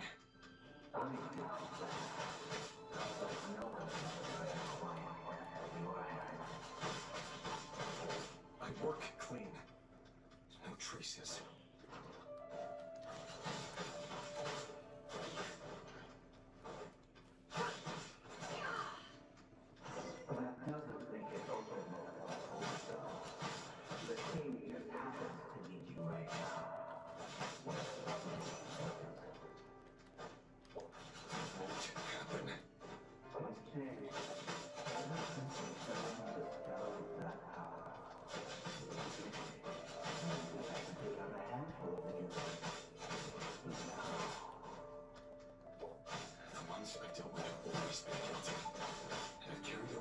Flawlessly.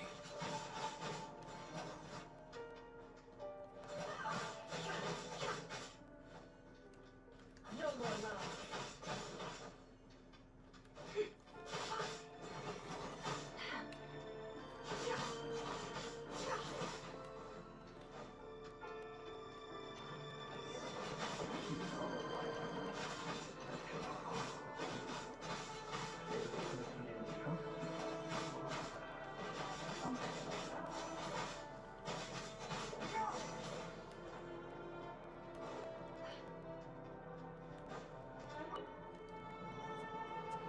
Olympus, do you still remember Orlok?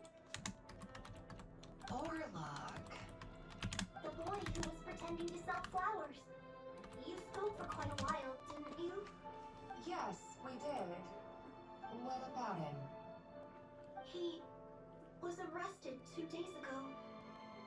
Chances are he's already dead. He... I just don't get it! After everything he's done, why do you still stand by him?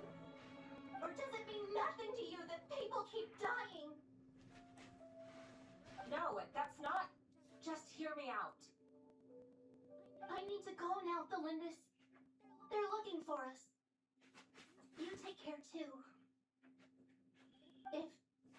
If you ever need a place to hide, come find us.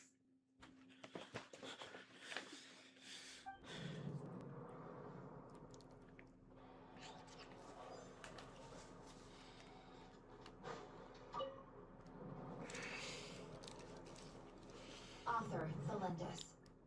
Over the course of this week, the research object was subjected to interference for a total of 47 hours for experimental purposes.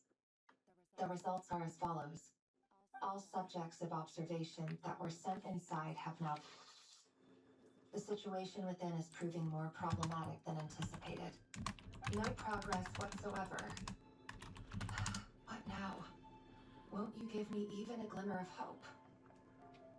Things are getting worse by the day. I have to find a way or we'll all be in danger.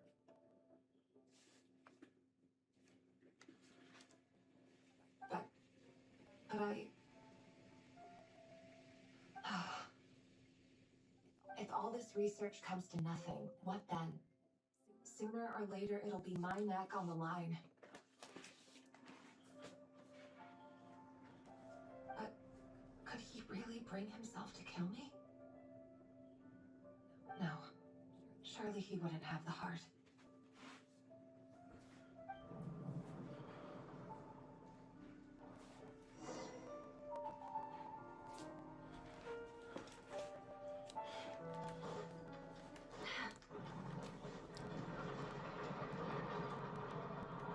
Why won't you just let us go? We don't even know each other. All we want is to live ordinary, peaceful lives. You want to live.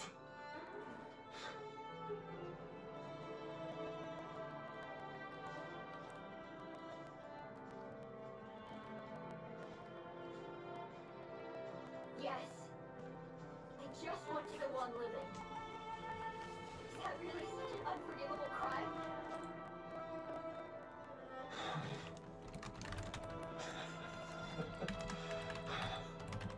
You want to go on living.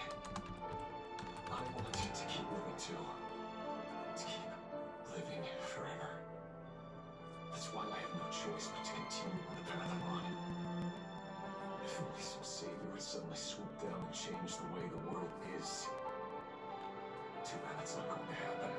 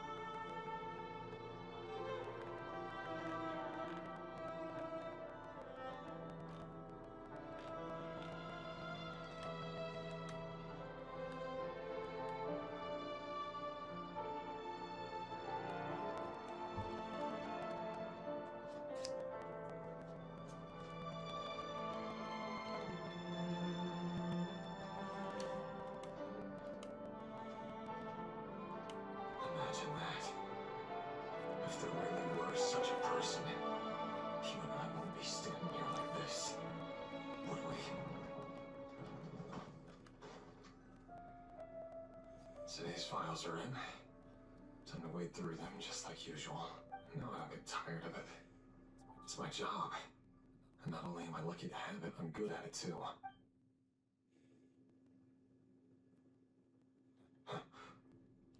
Wait. That's...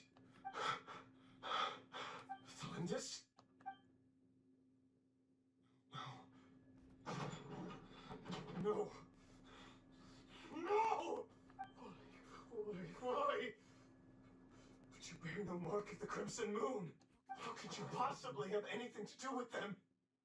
It cannot be! A diluted bloodline.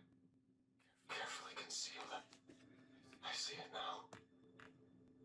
You've been living in the shadows just like me. What a fool I've been. Numbing myself with talk of justice. Even imagining my friends would back me up. But yet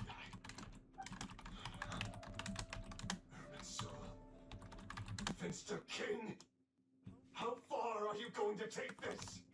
From the direct bloodline to secondary offshoots? And then what? Today it's the descendants of the Crimson Moon. Who will it be tomorrow?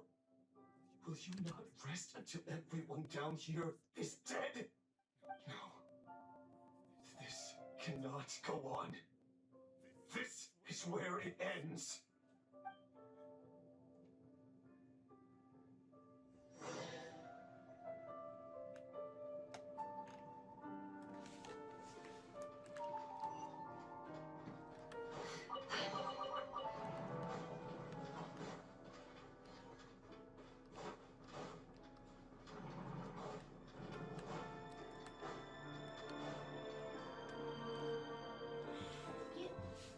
You're really letting me go?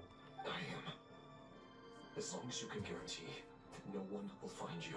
Don't worry, I'll be extra careful. No one will know I was here. But, what about you? Me?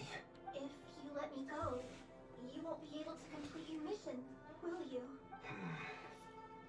Good point. In that case, maybe you should stay. No, please! I just want to see the outside world again. To... Go on living? Yes. I know you're a man of your word. So please, just let me go. If I let you leave, what will become of me? Just kidding. Go, now. But remember, don't let anyone know you were caught. We'll be seeing each other again very soon if you do. Even shadows in the dark must live by a code. But you can't save everyone. You've been whispering in my ear for days now, Vedvalnir. What are you trying to do? Break me down? I only say this because you long for an answer to your problems. Let her go, Rare, or you risk losing everything. I will not abandon Thalindis. Then you'll need a little more vigilance and a lot more power. The world is changing, Rare. Keep your eyes peeled for your moment of opportunity. That voice used to be so unclear. But now I know exactly whose it is. It's Vedvalnir. He won't tell me how to actually resolve any of this, but he keeps trying to manipulate me like a puppet. What's his game here? Tell me then. What will this moment of opportunity look like? And no answer. He's like a ghost. Always disturbing me when I'm on edge, but never answering when I need him most. So, the Eclipse Dynasty was purging, well, massacring the descendants of the Crimson Moon. And it seems like it was all connected to the Vinster King's research. The King's obsession with abyssal power left the future of Kamia hanging in the balance. No wonder every aspect of Rarier's life was so unstable. And it looks like this Thalindis, Rarier's would-be fiancée, herself belonged to a sub-branch of the Crimson Moon Dynasty's descendants. It almost defies belief that a couple like them could hide the truth from each other for so long. If the Vinster King hadn't intervened in such a drastic way, they might have gone on deceiving each other for the rest of their lives. And why does Vetterfenir, Daneslif's older brother, keep talking in Rarier's head? This guy carries more secrets than I ever imagined. The human mind is like a vast desert of shifting sands. When you follow the flow of someone's memories, you only ever see the parts they're willing to let surface. Time for something a bit more creative.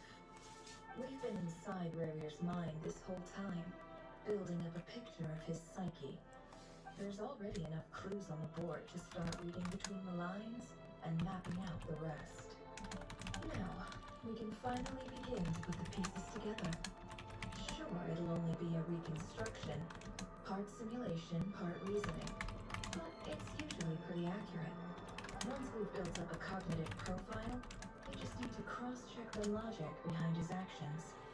And then we'll be able to take a sneak peek at whatever it is that Rarier has really been hiding.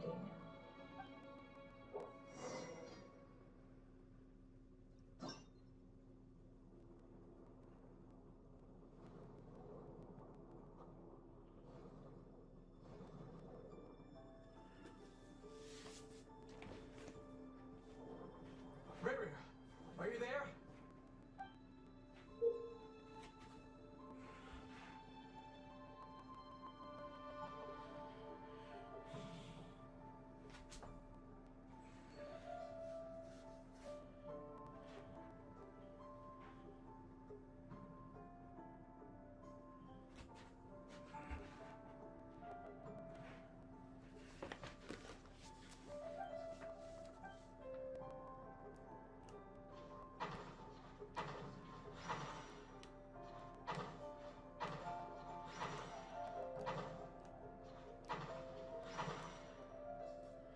Hey, Rarier! Come out, it's urgent! Dane? What's wrong? Quick, come with me. I'll explain everything once we've met up with the others. Okay. I'll come. But the Lindis is still over at the Universitas. I'll need to leave her a note. All right then, but make it quick. I've never seen Dane so worked up before. Whatever this is, it must be big trouble.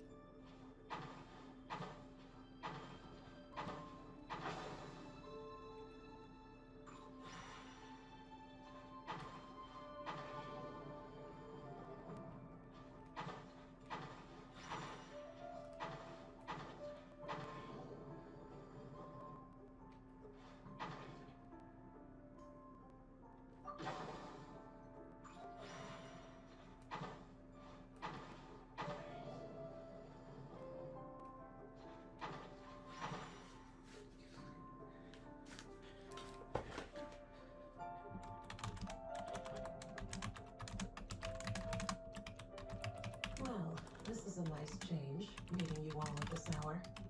When men and women of ambition can speak face to face in broad daylight, I say that's a big step forward for our dear Conria. Don't be ridiculous. We do not fear the day.